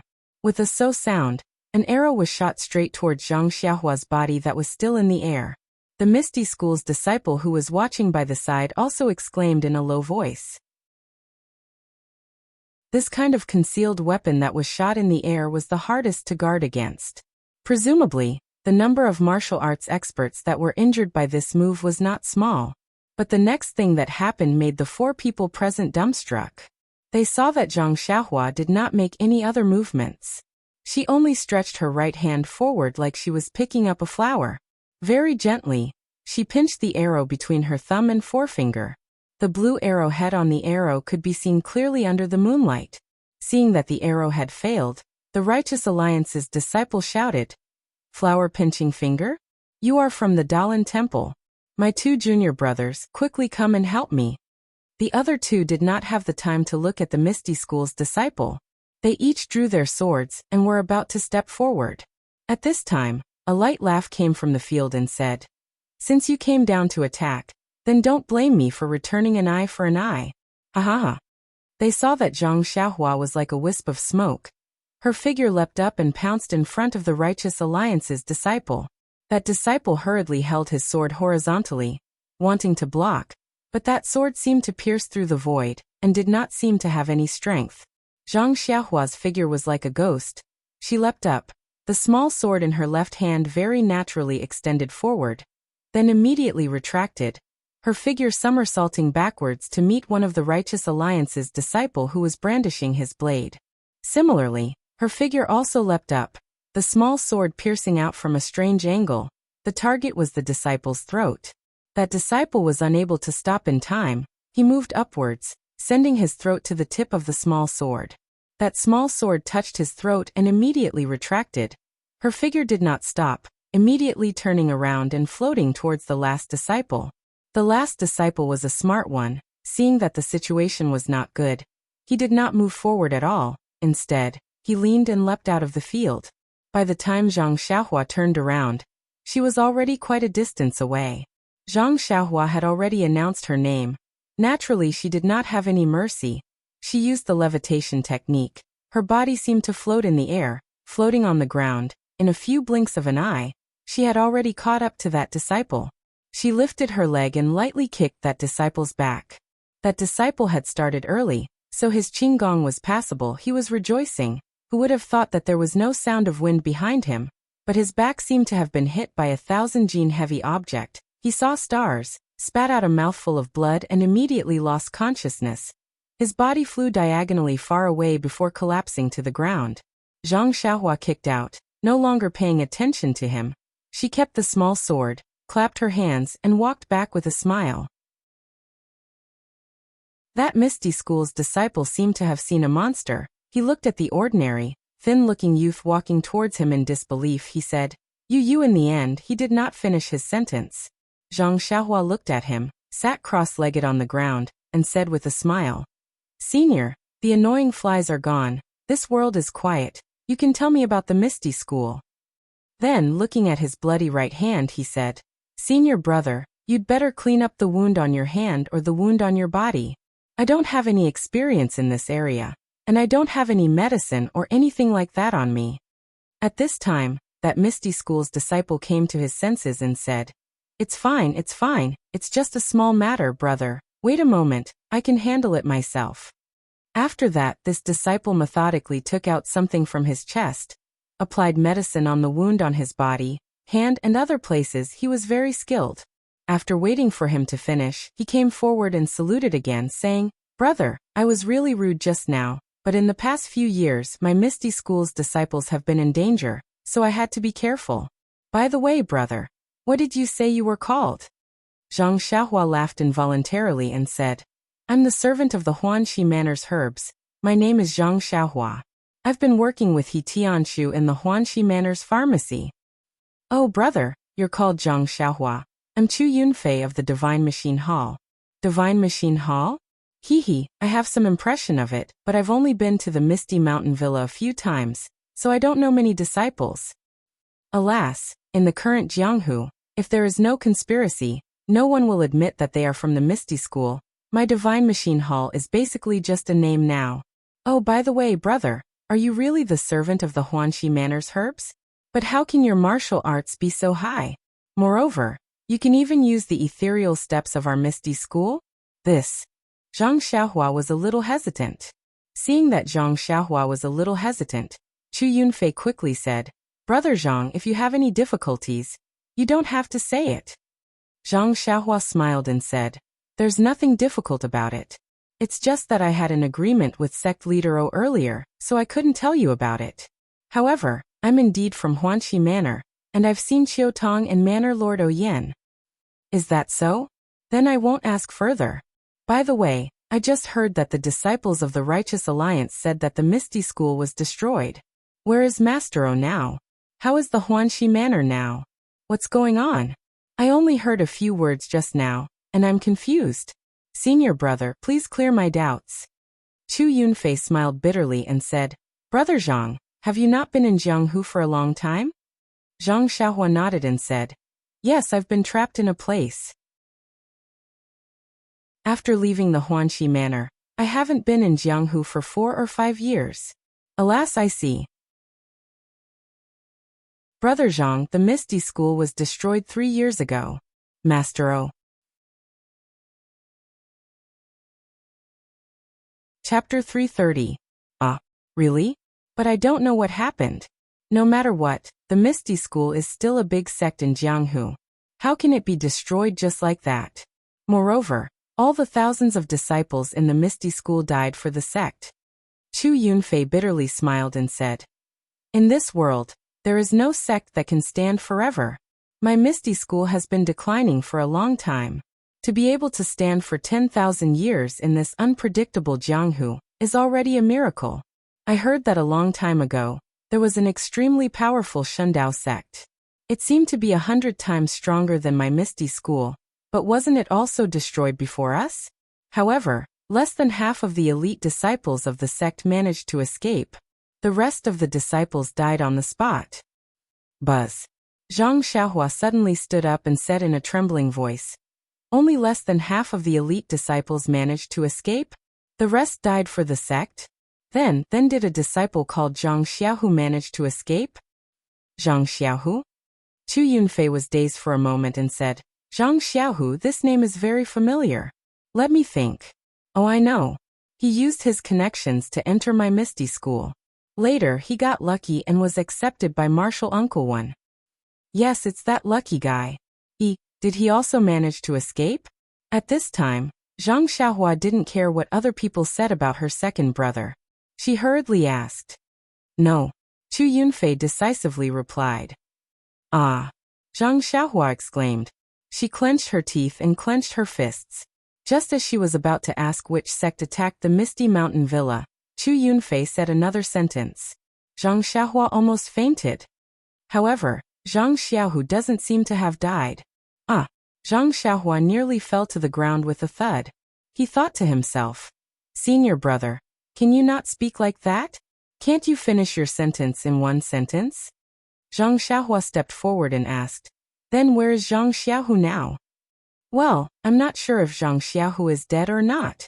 This time, Zhang Xiaohua fell in front of Chu Yunfei. Even the Righteous Alliance's 3 experts hadn't been able to force back Zhang Xiaohua. But Chu Yunfei had done it. Zhang Xiaohua forced herself to get up and thought to herself, my senior brother from Misty School, can we be more specific? Although this little sweetheart of yours has been tempered with immortal cultivation techniques, it still can't withstand your torment. Seeing Zhang Xiaohua lose her composure, Chu Yunfei felt embarrassed and said, little brother, are you too tired? Those 3 Righteous Alliance's disciples are not ordinary experts. They have been chasing me for several days. If you are tired, you should take a rest first. Zhang Xiaohua waved his hand and said, Senior brother Chu, it's better if you don't. If you have the time, please tell me about the Misty sect. I will be very grateful. So it's like this. Actually, what happened at Misty School that day is known by everyone in Jianghu. You can find anyone to inquire about it. Sad things should be told to sad people. Brother, listen to senior brother tell you about the sad things. Thus, the 2 of them sat on the ground. With Chu Yunfei's tireless narration, Zhang Xiaohua learned about the events of that year. It was an autumn 3 years ago. It was the day when all things were competing with each other. But in this day of harvest and looking forward to the future, Misty School's sect leader O Peng was sitting on a chair with a headache. He had the urge to use his thumb to fiercely rub his temples. ever since he subdued Shui Yuping a year ago and gave her the position of vice sect leader of Misty School. He firmly controlled the Luo Shui gang under the Misty School. The strength of the entire Misty School greatly increased. The results greatly stimulated the ambitions of the 6 Misty Tigers. They all wanted to make contributions that no one had ever made in their lifetime. However, just as Openg finished organizing the resources of the Luo Shui gang, coordinated the water and land forces of the Misty School, and prepared to revive the immortal Dao and once again set his sights on Jianghu, he felt that it was difficult to move forward. Moreover, he had suffered an inexplicable setback. Let's first talk about the revival of the immortal Dao. Since he already knew that the heaven and earth Yuan Qi in this world was recovering, and at this time he also discovered Zhang Xiaohua's Big Dipper Fist, which seemed to be an inheritance of the immortal Dao, and at this time, Openg almost thought that he was the godfather of the immortal Dao. He excitedly used an extremely cheap price to exchange for the manual of the Big Dipper Fist. At that time, he sent his eldest disciple, Zhang Qingyue, to impart the Big Dipper Fist to the only son of the deputy chief, Shui Tiantian. Although Shui Tiantian was only 4 years old, but he was considered to be a genius. In a short period of time he was proficient in the Big Dipper Fist, and practiced the Big Dipper Fist no less than 5 times a day. Of course, since Shui Tiantian was a genius, and when Openg persuaded Shui Yuping to join the Misty School, he also promised to teach him all the divine skills of the Misty School. At this time, he naturally couldn't hide anything from Shui Tiantian. Everything that could be taught was picked out for Shui Tiantian. Shui Yuping was beaming with joy as she watched, and worked even harder for the Misty School. Shui Tiantian was like a sponge absorbing water, seriously absorbing the essence of the inheritance of the Misty School. Regarding the Big Dipper Fist, Shui Tiantian was quite knowledgeable. Although Shui Tiantian was only 4 years old, but he was also considered to be a genius. In a short period of time, he was proficient in the Big Dipper Fist, and practiced the Big Dipper Fist no less than 5 times a day. Of course, since Shui Tiantian was a genius, and when Openg persuaded Shui Yuping to join the Misty School, he also promised to teach him all the divine skills of the Misty School. At this time, he naturally couldn't hide anything from Shui Tiantian. Everything that could be taught was picked out for Shui Tiantian. Shui Yuping was all smiles as she watched, and worked even harder for the Misty School. Shui Tiantian was like a sponge absorbing water, seriously absorbing the essence of the inheritance of the Misty School. Ethereal steps, etc. Therefore, other than practicing 3 times a day in the morning, noon and night, Shui Tiantian spent the rest of his time comprehending the ethereal steps and ethereal divine art. Although Shui Tiantian's progress in the latter two had exceeded Zhang Qingyue's and Openg's expectations, the two's attention was not on this. Instead, it was on the seemingly ordinary and error-filled Big Dipper magical fist technique.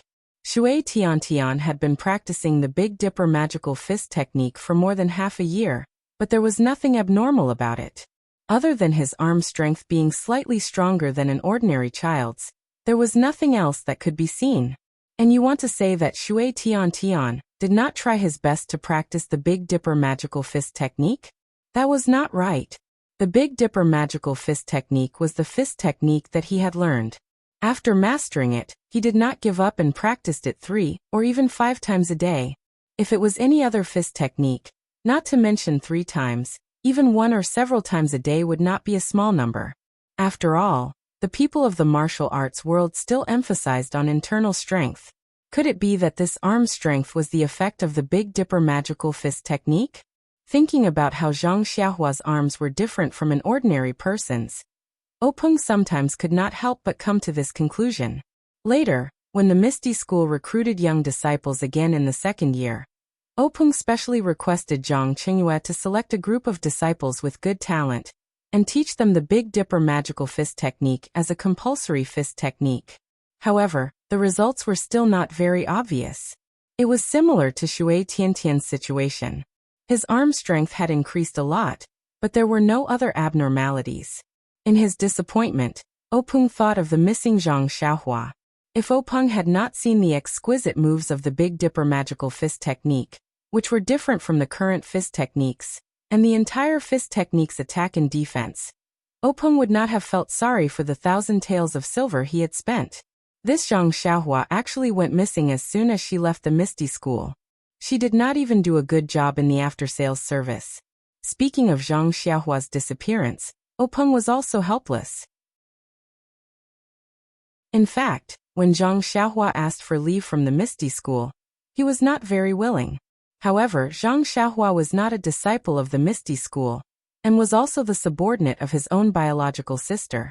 It was not good for him to interfere. As for Zhang Xiaohu, it was just unintentional. Whether he went back or left the Misty School had nothing to do with Openg, so he naturally agreed very quickly. What Openg did not expect was that Zhang Xiaohu went back to the Misty School. But Zhang Xiaohua did not come back. What came back was the news of Zhang Xiaohua's disappearance. Openg was furious and almost wanted to slap Zhang Xiaohu to death. However, looking at Zhang Xiaohu's absent-minded and guilty face, he endured it again and again. However, he did not dare to be too loud, and quickly sent a few capable disciples to inquire about the news. In fact, before Zhang Xiaohu returned to the mountain, he risked his life to inquire about Zhang Xiaohua in Shizue Mountain. After he settled Li Jinfeng's family and waited for a day in Lu Town, he still did not see any trace of Zhang Xiaohua. He felt something was wrong, and did not dare to return to the Guozhuang house. Instead, he went straight to Shizue Mountain. Knowing that there was a tiger in the mountain, he still went to the mountain. His own biological brother was there, so why would he care about his own safety? At that time, he only blamed himself for not staying, but left his younger brother behind. He also blamed himself for not being able to stay for his younger brother because of his poor martial arts. But since things had turned out this way, what was the use of more self-blame? It was not until Zhang Xiaohu went to Shizue Mountain without hesitation that he found that the whole mountain was in chaos. Some people were fighting with their fists, some were fighting with their swords, and most of them were running down the mountain with small cloth bags on their backs. Zhang Xiaohua crouched on the side of the road, looking at this and that. None of them were good people and he was surrounded by people, so he did not dare to show up casually. It was not until the sky was getting dark that he stopped an older bandit. After asking him, he knew that Shizue Mountain was not the same as it was a few days ago. Shizue Mountain no longer existed, just like a few years ago. It turned out that that night, Zhang Xiaohua was captured by Qin Shiyue. Qin Shiyue asked Ding Fei to carry him, and he returned to the mountain village to search carefully, but he still found nothing. In his rage, he killed many soldiers on duty and all the elites of Shizue Mountain, causing great panic. After Qin Shiyue left, these mountain bandits swarmed to find their fort master. Unfortunately, their fort master was also killed in his own room. Then the mountain bandits were in a mess, thinking that their mountain village had provoked a martial arts master, and someone was coming to seek revenge. The whole mountain village was like a group of dragons without a leader. Well, the whole front half of the dragon was gone, leaving only those with poor martial arts and undisciplined people. They did not have the awareness that the mountain village is their home. Some people even saw the open secret room, and found some scattered jewelry in the corner. So the internal strife of people dying for wealth and birds dying for food was really staged. Chapter 331. After fighting and killing, the result was really seen. The property of Li Jinfeng's family was found, and the private goods hidden by other people were also found. It was like pouring cold water into a hot pot of oil, and the pot exploded in an instant. The scene became more difficult to control. More people were killed and injured, and the property was also robbed in a mess. It was not until Zhang Xiaohu came to Shizue Mountain again that the dog-eat-dog farce came to an end. The surviving people took their own gains, got off the pirate ship, abandoned the darkness for the light, and found a way out. Zhang Xiaohu was confused by the words of the bandit. When did his brother become so powerful? Was there such a divine power? But no matter how carefully he asked, he couldn't get anything. After all, those who could survive now were extremely cunning old bandits. Moreover, the bandit himself didn't see Qin Shiyue kill people. As he said, the martial arts master killed people like slaughtering chickens. The people on the wall of the stockade were killed before they had time to react. The rest of the people woke up and shouted loudly. When they fled, many more were killed. When the others woke up, it was already dawn. The martial arts master had already gone far away. Who could see the true face of Mount Lu? With a mind full of doubts, Zhang Xiaohu let the bandit go first. He couldn't block the bandit's way of turning over a new leaf, could he?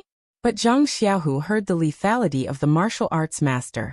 He was definitely not his brother, Zhang Xiaohua. But since this person was not his younger brother, then where did his younger brother go? Was he killed by the martial arts master who came to seek revenge as a bandit? Thinking of this, Zhang Xiaohua could no longer ambush on the side of the road. He jumped up and went up Shizue Mountain along the mountain road. When Zhang Xiaohu stepped into the gate of Shizue Mountain, there was a mess in front of him. Fortunately, the bandits in the stockade were used to disbanding. They robbed in an orderly manner and didn't set fire to the stockade. It seemed that they planned to go up the mountain again. There were only worthless corpses scattered all over the ground. Many bandits in the stockade had already run away. The rest were the old, weak, sick, and disabled puppies and kittens. No one cared that a stranger would come to the stockade. Moreover, this person only looked at each corpse carefully. They thought that this guy just came to take the wealth of the dead. They all sneered in their hearts. Why did this guy only think of it now? The corpses underground have been swept away by us countless times. How can there be any surplus wealth? Then they were busy with their own things, and went crazy for the last time. There were hundreds of corpses on the ground. Zhang Xiaohu looked through them one by one, regardless of their body shape or dress, for fear of missing something. Every time he turned over a corpse, he was afraid to see a familiar face. But after examining all the corpses, Zhang Xiaohu was overjoyed. Since there were no corpses, there must be hope of survival. So he worked hard again to look through all the places in the stockade, but still found nothing. At this time he was completely relieved. Thinking of his brother's lightness skill, he must have run away. Right at that time, Zhang Xiaohu suddenly had a thought. Did Xiaohua go back to the Guozhuang house first? The steady Zhang Xiaohu did not immediately return home. Instead, he looked through all the corpses again until the sky brightened. After working all night, he was full of energy and rode back to the Guozhuang house. He was really looking forward to when he returned to the Guozhuang house. His younger brother would be holding a bowl of rice and squatting under a tree, laughing at him for coming back so late.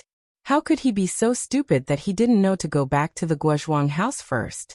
But when he rushed back to the Guozhuang house and saw his mother and sister-in-law waiting for him at the village entrance, he knew that something was wrong. His heart turned cold.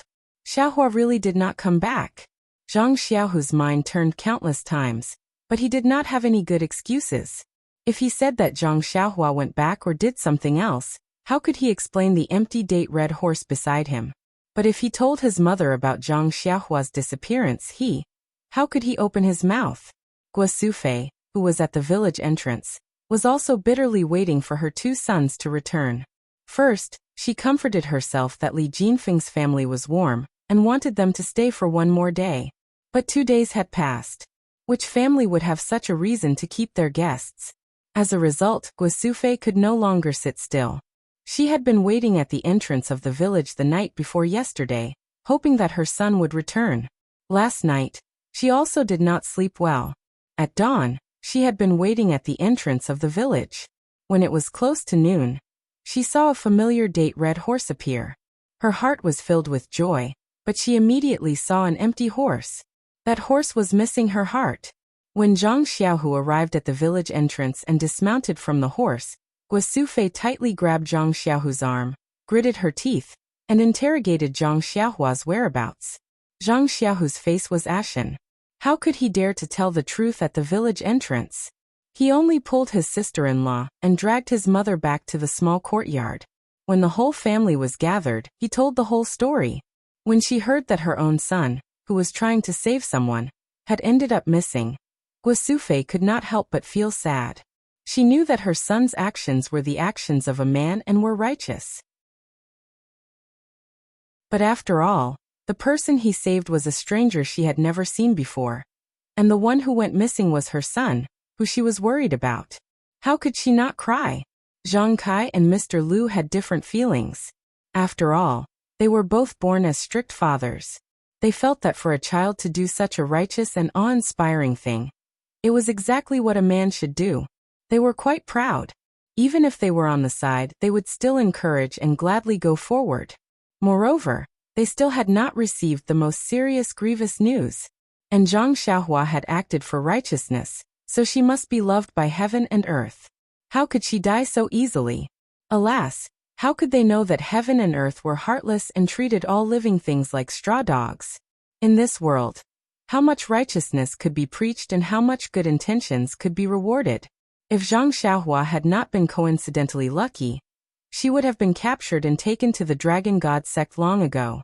Who knew what her ending would be? Everyone tried to persuade Guo Sufei, but they could not ease the knot in her heart. In the end, it was Mr. Liu, who was not involved in the matter, who probed. Could we ask the Misty School to help Zhang Xiaohua? This sentence was like an epiphany, waking Zhang Xiaohua up. Yes, his abilities were limited, but he had a powerful sect behind him. With such a great resource, how could he not make full use of it? After thinking about it, Zhang Xiaohu did not have the mood to stay at home. He packed his luggage and immediately set off from the Guozhuang house. He rushed back to the Misty School in Pingyang City overnight. He also made an appointment with his family. Once there was any news, he would ask someone to inform them immediately. After Zhang Xiaohu rushed back to the Misty School, he did not know how to ask for help. He could not possibly ask sect leader O directly and say that his younger brother was missing, and see if he could help look for him. Zhang Xiaohu could imagine that he would definitely be chased out by O Peng. Therefore he could only ask his master, Wen Wenhai, for help. Wen Wenhai was also rather helpless. Although he was O Peng's personal disciple, he did not hold any real power in the sect. He did not have the right to mobilize the disciples of the Divine Mechanics Division. Therefore, Wen Wenhai also took the time to find an opportunity to tactfully convey this request to eldest senior brother Zhang Qingyue, hoping that Zhang Qingyue would extend a helping hand on the account that they were fellow disciples of the same sect. Zhang Qingyue naturally knew the importance of Zhang Xiaohua. When he heard this, he did not even say a second word to Wen Wenhai. He immediately rushed out of the door and hurriedly informed O Peng of this news, leaving Wen Wenhai stunned at the side. He thought that eldest senior brother was angry over this small matter. Just as Wen Wenhai apologetically told Zhang Xiaohu that he might not be able to help, and that he could look for O Yan, Zhang Xiaohu hurriedly rushed over to look for Zhang Xiaohu.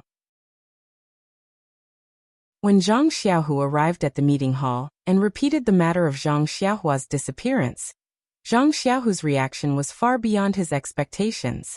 Sect leader O immediately sent 10 disciples of the Divine Mechanics Division to Shitsue Mountain to find Zhang Xiaohua's whereabouts. They wanted to see her alive or dead. Zhang Xiaohu was touched. He did not expect sect leader O to be so benevolent. A professional was a professional. Not long after, the disciples of the Divine Mechanics Division brought back the news. Although they did not find Zhang Xiaohua's whereabouts, they found out that Shitsue Mountain was related to the Dragon God sect. On the day of the incident at Shitsue Mountain, there was a special envoy from the Tenryu sect present in the stronghold.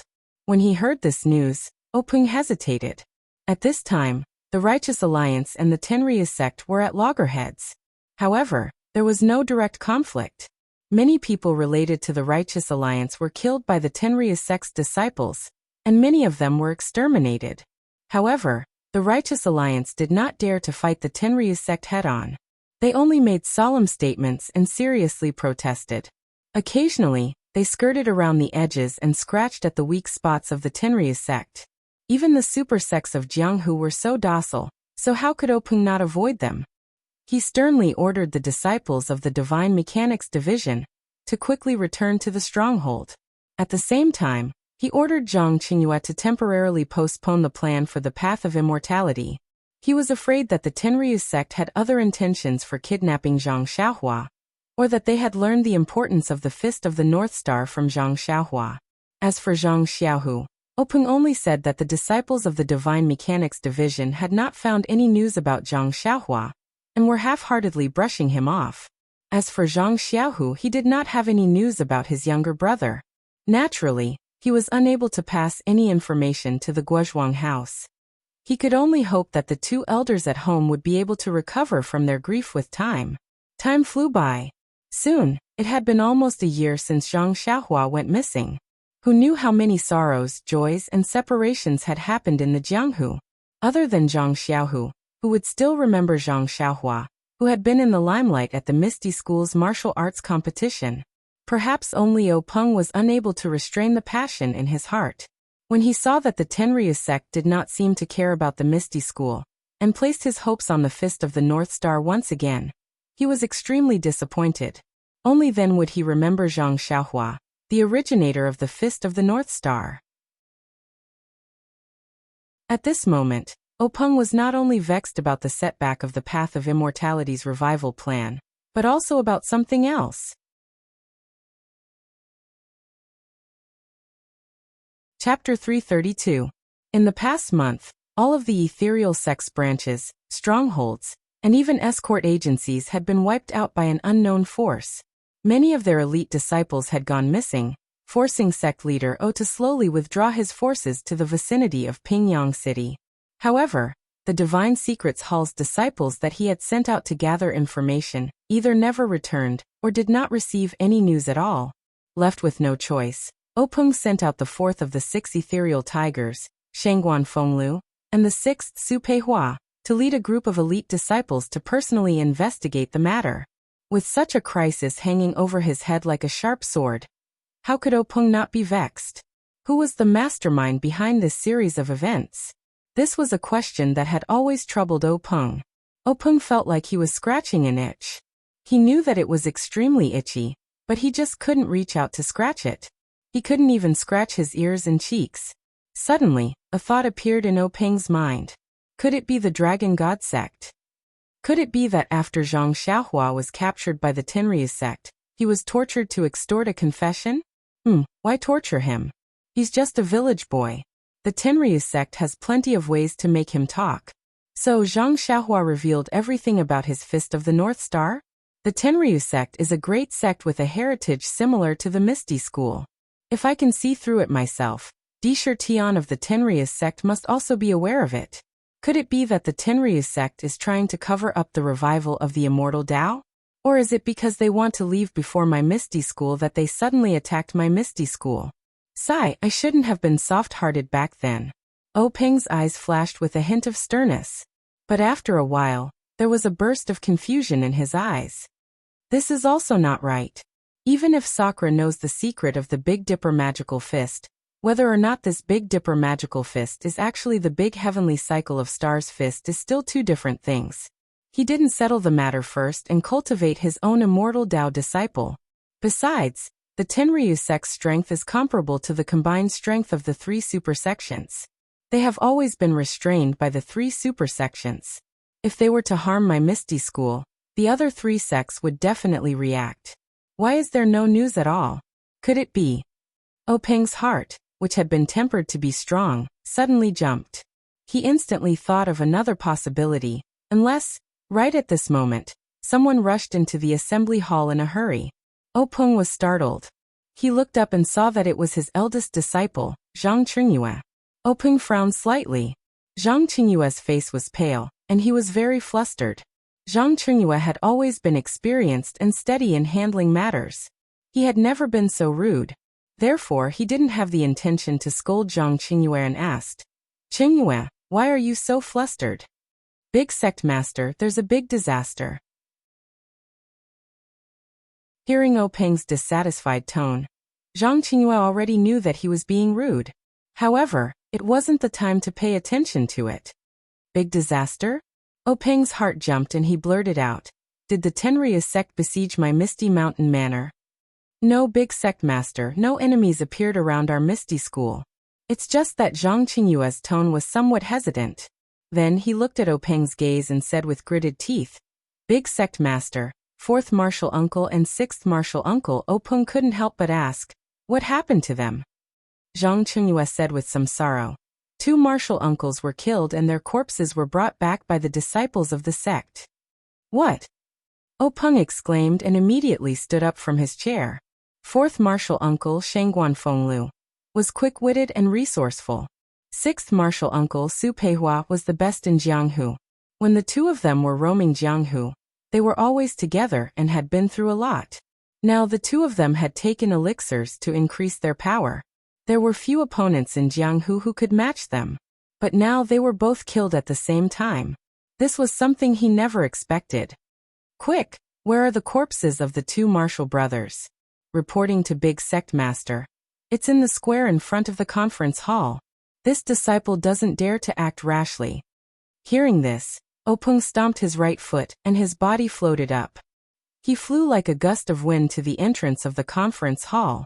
His figure was 70% similar to Zhang Xiaohua's. From the chair to the door, Openg's feet basically didn't have any place to touch the ground. It was also very similar to Zhang Xiaohua's levitation technique. The square in front of the conference hall was still empty.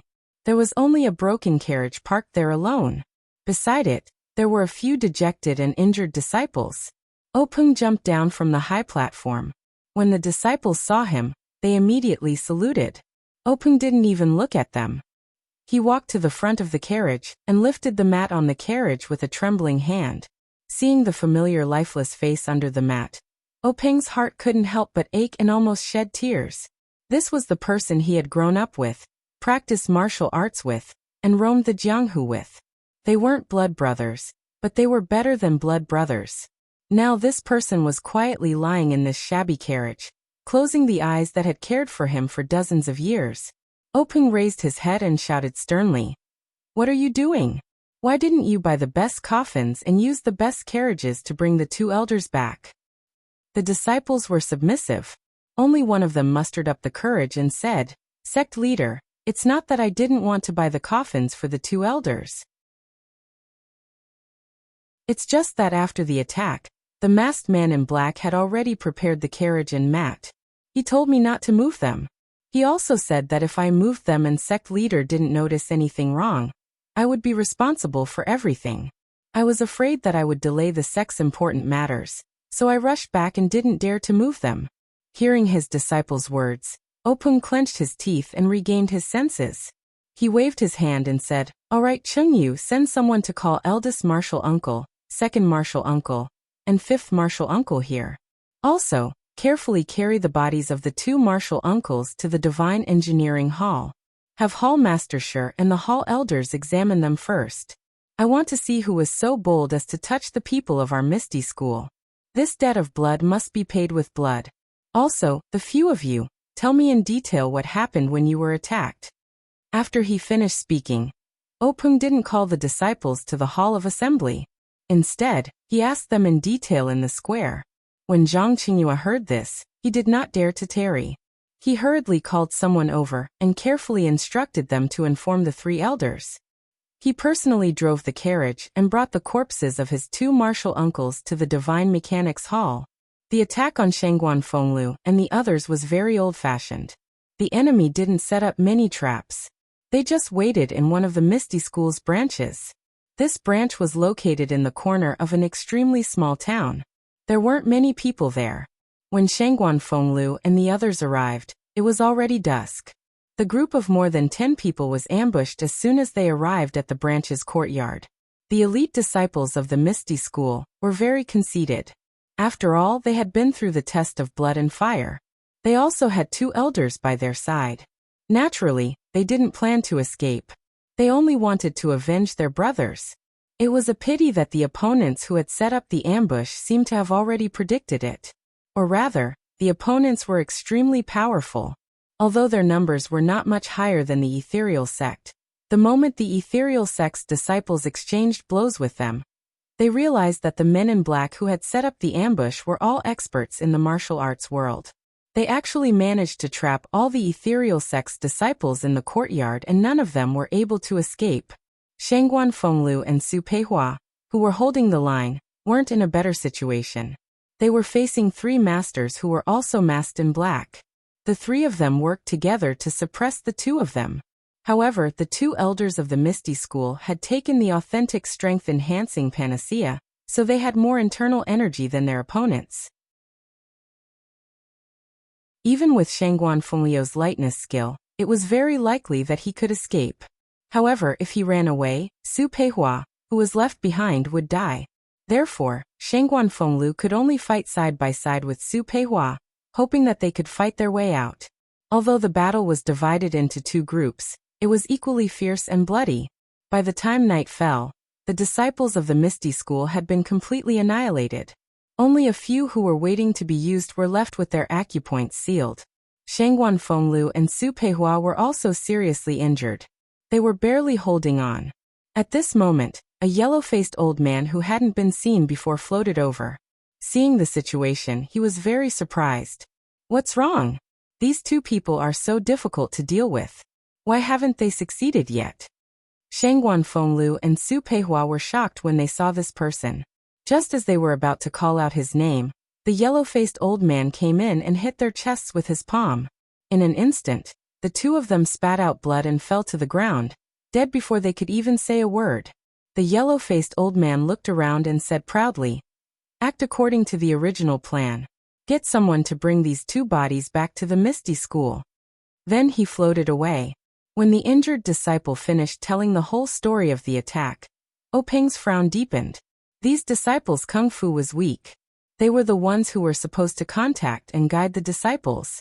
When they were attacked, they could only take care of themselves. How could they have the time to observe and collect other information? Moreover, when their acupoints were sealed, they only heard a few words and knew that a master of the masters had arrived and killed the two elders in one move. How could they know who this master was? At this moment, another disciple whispered, "Grand Gang leader, this disciple secretly saw something." "Tell me quickly," Peng said anxiously. Among the three people who besieged the elders, one of them was wearing a felt hat. It was very strange, so I took a few more glances at him.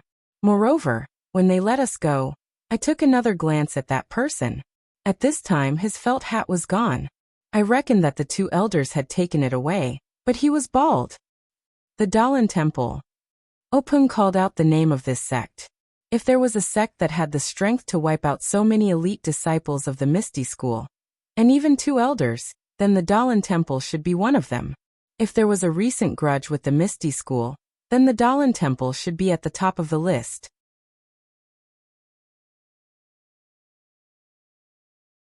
Chapter 333. At this time, from the corner of the square, three people quickly walked over. They were Misty sects Hu Yuni, Li Jian, Li Lao, Lu Qingyang, and Lu Laowu. The three of them came together and looked at Peng and the several injured disciples with astonishment.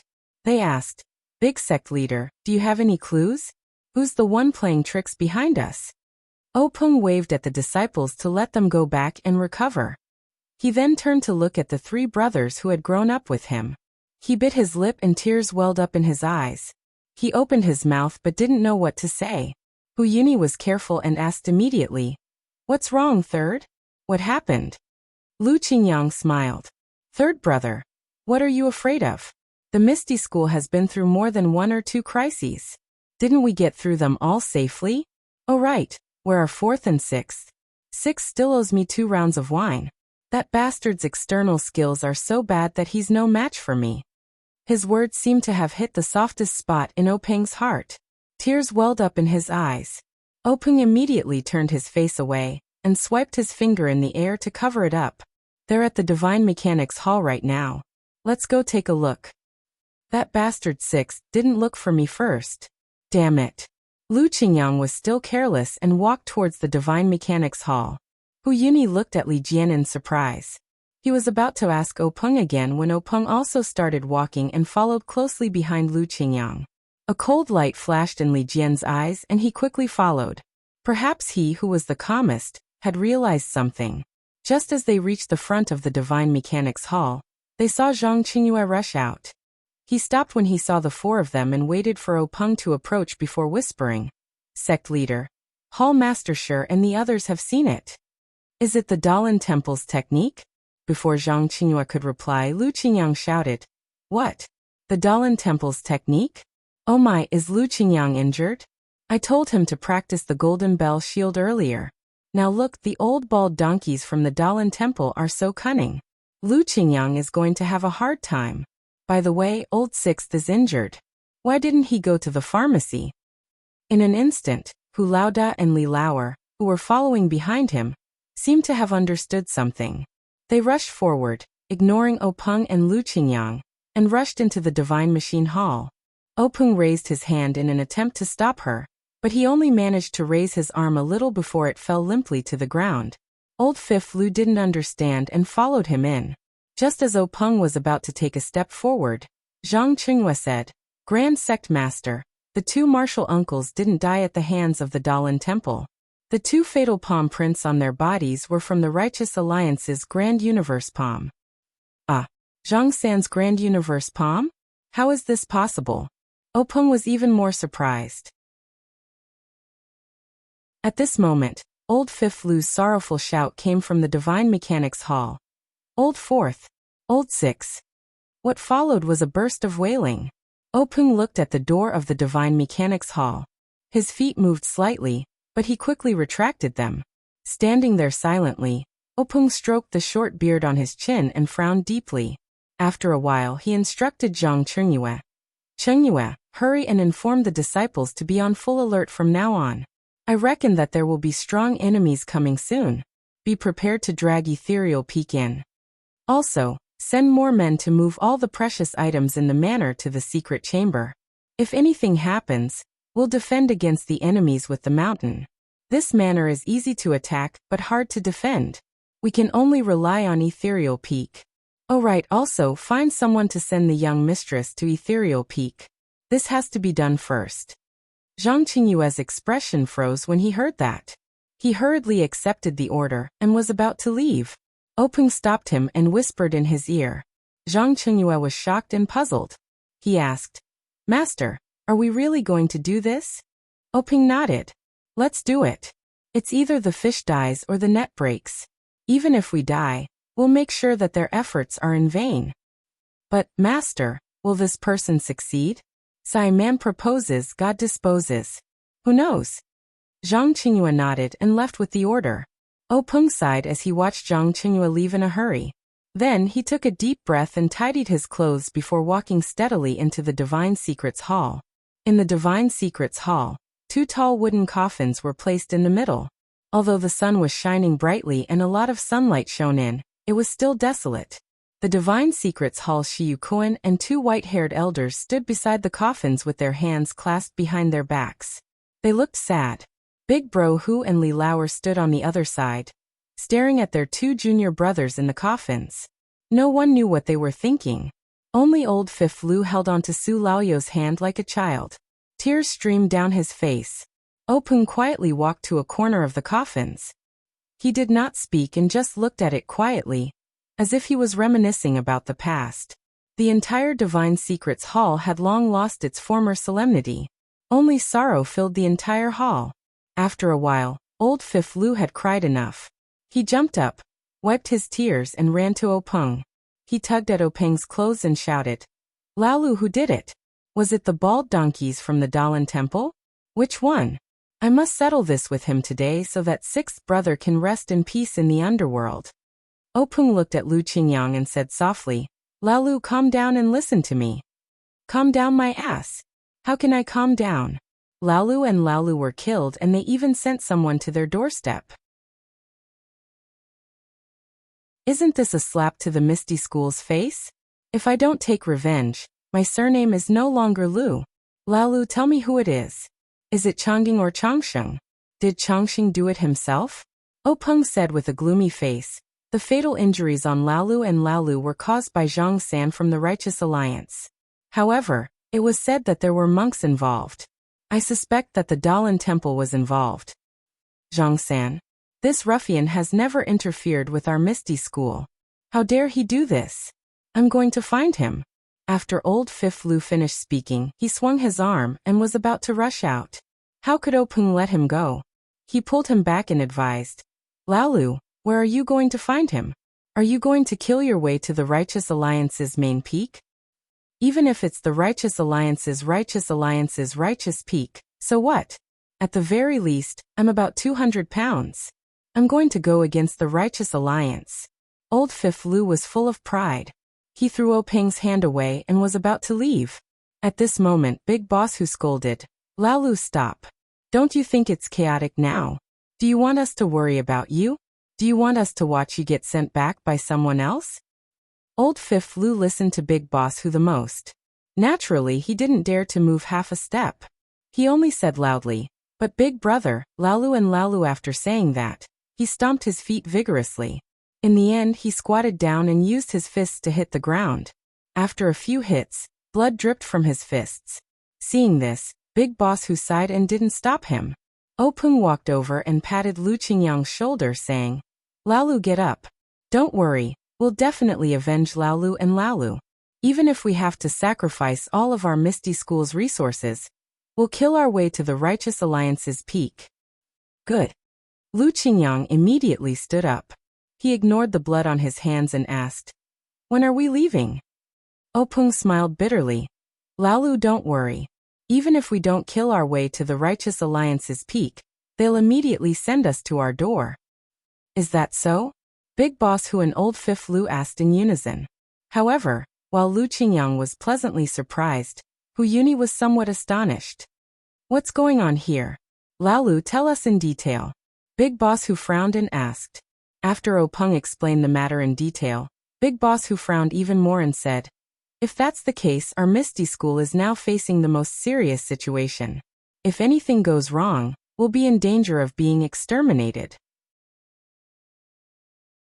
However, why would the Righteous Alliance join hands with the Dalan Temple?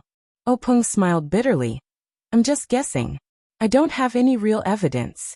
Maybe that baldy is just a baldy? Our Misty School can't afford to offend either of these two sections. Just one of them is enough for us to deal with. Let alone two sections. I can't find any reason for the two sects to join hands against our Misty School. Could it be that they're shifting the blame to others? What Big Brother said makes sense. There's another possibility, which is the Tenryu sect." Hearing this, Hu Yuni gasped and said, "The Tenryu sect is a colossus. It's an existence that can contend with the entire Righteous Alliance. When did we get into such trouble?" Openg explained, "Big Brother, there's only one possibility. If it's the Tenryu sect, they wouldn't be so troublesome. They could just directly attack us. This method isn't their style. But if it's not them, then it's the Righteous Alliance. The Grand Heaven-Earth hand isn't something that ordinary people can imitate. Yes, Big Brother, it's most likely the Righteous Alliance. But they have no reason to do such a heinous thing in Jianghu." Could it be at this point, the two of them said in unison, "It's the secret plane?" But we've kept the news about the secret plane very well. Even the Hall Masters know very little about it. How could they leak it? Alas, Big Brother, we didn't leak it, but we can't guarantee that the Yanming Villa, the Tan family, and the Wan Jianfeng didn't leak it. But it's not very likely. Yanming Jusher is an extremely cautious person. His Yanming Villa is not easy for outsiders to enter. The Tan family is a big family that practices martial arts. It's even harder to sneak in than the Misty School. Wan Qingjiu of the Wan Jianfeng is even more scheming. He even spies on the Five Claw Peak. How could he leak the news? I estimate that there are no more than 5 people on his side who know about the secret plane. Alas, Big Brother, there's no such thing as an impenetrable wall in the world. We've been operating the secret plane for 3 or 4 years, and have reaped endless benefits from it.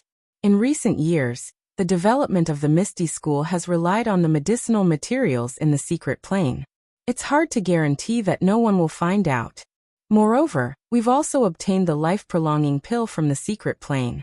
Such a heaven-defying thing will definitely shorten one's life if we have it.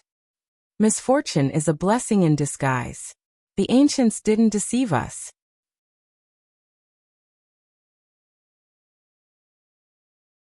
Chapter 334. When the two of them analyzed up to this point, they had already determined that the news of the secret plane must have been leaked, which attracted the attention of the Righteous Alliance. AI, success is because of the secret plane, failure is also because of the secret plane. Uyuni sighed. Earlier, when they obtained the treasures of the secret plane, they had naively fantasized that if there was a critical moment like today, they would hand over the map and the life-prolonging pill. A wise man submits to circumstances and can barely survive the crisis of the sect being exterminated. Even if they had to be a coward, so what? However, the current situation developed greatly beyond their initial expectations. The Righteous Alliance actually acted ruthlessly and destroyed 2 of the Misty Six Tigers in one fell swoop. This deep hatred had already been formed. How could there be any room for negotiation? Could it be that the Righteous Alliance had the idea of exterminating the Misty School? Could it be that they were not afraid of the other sect's attention? At this time, Huyuni did not need to think about which power leaked the news of the secret plane, nor did he need to let Openg send people to investigate this news, nor did he need to ask Openg about the whereabouts of the map and the life-prolonging pill. All these doubts could only be asked in the future when the Misty School was able to survive. Now the only thing they needed to do was to face the Righteous Alliance, who they did not know when they would attack. This was a martial arts sect that rose again after the immortal Tao was annihilated. In fact, if Openg and others blamed all the crimes on the secret plane, it may not be completely correct. As a martial arts sect, the Righteous Alliance had long been aware of the immortal Tao and had long coveted the immortal Tao inheritance. The previous Xing Long family was just the tip of the iceberg of the Righteous Alliance's immortal Tao inheritance. The Misty School, as a sect with thousands of years of inheritance, had been in decline for a long time, and had long been targeted by the Righteous Alliance. If it was not for fear of the other sects with immortal Tao inheritance, the Righteous Alliance would have already made a move on the Misty School. And this secret plane was just a fuse. Even if there was no secret plane, sooner or later, the Righteous Alliance would inevitably make a move on the Misty School. Who told the Misty School to have the immortal Tao inheritance, but was unable to protect it? This annexation of the Misty School was nothing more than a drill that the Righteous Alliance had been preparing for a long time. Openg continued, "Big brother, second brother, fifth brother, the Righteous Alliance came in a menacing manner. First, they reduced our forces in the periphery of our Misty School. Then they set up a trap to make us lose our brothers. I presume that they have been plotting this for a long time. Moreover, they sent the remains of fourth brother and sixth brother back. This is not only a blow to our confidence, but also a signal for us to attack. I estimate that the Righteous Alliance will launch their final attack on us tomorrow at the latest." "Aha!" Old Fifth Lu shouted and jumped up. "Third brother, I'll go get my axe. I'll guard the archway. I'd like to see if that yellow-faced Zhang-san can step on my body and walk into the Misty School." With that, he ran out of the Divine Mechanics Hall like the wind. Openg raised his hand to stop him, but Huyuni said, "Let old Fifth go." Then he said to Li Jian, "Second brother, go and watch him. Don't let him do anything stupid." Li Jian didn't say anything and chased after him. After the two left, Huyuni asked, "Third brother, do you think we should send a message to the Dalan Temple and the Cult of Incense? Ask them to come and help us?" "Well, the Dalan Temple hasn't been cleared of suspicion. They might not. Maybe it's just a bald man. Even if it's a monk, it doesn't mean that the Dalan Temple is involved. After all, they are all part of the path of immortality. They might help us." "Help us?" Openg sneered. "According to the records, when the Shundao sect was destroyed, the Dalan Temple didn't help us. That was then and this is now. If we don't have the Dalan Temple and the Cult of Incense's help, even if we barely make it through tomorrow, the Misty School's vitality will be greatly damaged. Why don't we give it a try?" Openg sighed. "Now that things have come to this, we can only give it a try. The Righteous Alliance has been plotting for a long time. They might not let us send out a message." Then, Openg said to Hall Master Shur of the Divine Mechanics Hall, "Hall Master Shur, send a few elite disciples in groups to the Dalan Temple and the Cult of Incense to ask for help." Shur Yukuan cupped his hands and said yes. Then he quickly left with two elders. For a moment, the Divine Mechanics Hall fell into silence. Openg and Huyuni were like stone statues. They stood in front of the coffins and stared at the two people who seemed to be sleeping as. For a long time, they didn't say a word. After an unknown period of time seemed to have lost its value in grief. No matter how much time passed, it couldn't make up for the memories. Suddenly Openg opened his mouth and said softly, "Big brother." Third brother sigh. "In the past, when I saw other people go through life and death, I always felt that it was because of love. But now that it's my turn, I know what it means to be a hero with a short breath. I watched you all grow up. Us 6 brothers have roamed the Jianghu together since we were young. How many storms of blood have we safely walked through? Of course, we've long held our heads in our hands. But who would have thought that when the Misty School was flourishing, something like this would happen? I thought I would be the first to lie in the coffin. That's right, big brother. Parting is inevitable in life. I didn't know that death was so close to us, forcing us to be unprepared. Hu Yuni sighed but didn't say anything. Openg continued. Big brother, I have an extremely important matter to entrust to you. Entrust? Third brother. What do you mean? It's like this, big brother. This time, the Righteous Alliance came prepared. They must have made a meticulous plan. Our Misty School hastily accepted the challenge. Moreover, their strength is clearly not on the same level. I'm worried that our Misty School won't be able to escape this misfortune. Hu Yuni didn't reply. He seemed to know that Openg wasn't lying. Big brother, the Misty School can be destroyed, but the Misty School's legacy can't be lost. As the leader of the Misty School, I can't abandon my brothers at this time. The heavy responsibility of protecting the Misty School's descendants will be entrusted to Big Brother. This, Hu Yuni muttered to himself. He wasn't an impulsive person, and was very clear about the severity of the matter.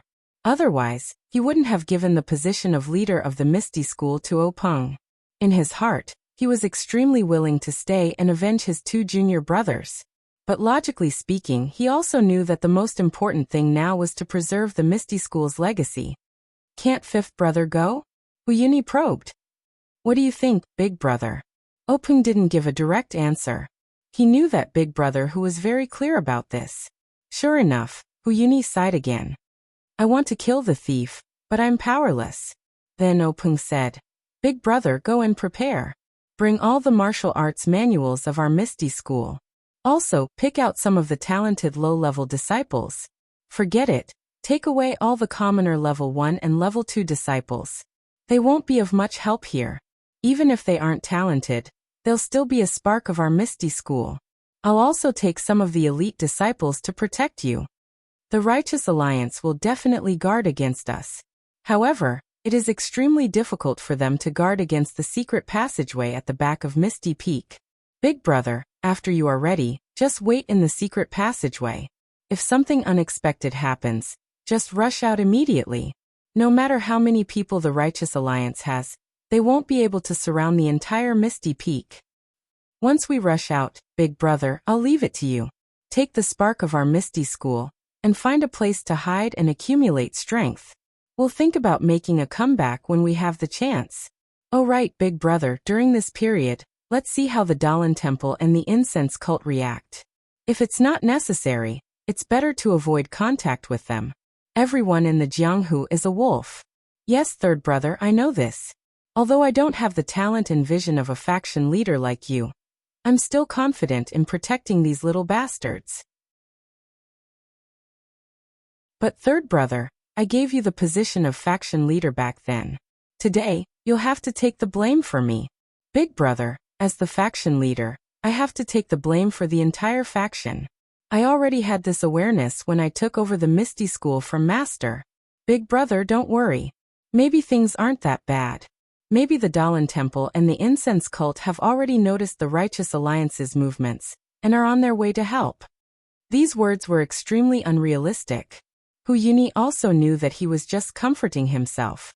He walked over and patted Openg's shoulder saying, Third brother, take care. At this moment, Openg didn't have the dignity of a faction leader at all. He was just like a child who had just started learning martial arts. He stood there obediently and smiled, saying, Don't worry, big brother. I know. Hu Yuni looked at him with tears in his eyes. If nothing unexpected happened, this would be a life and death parting of the 2 brothers who were as close as father and son.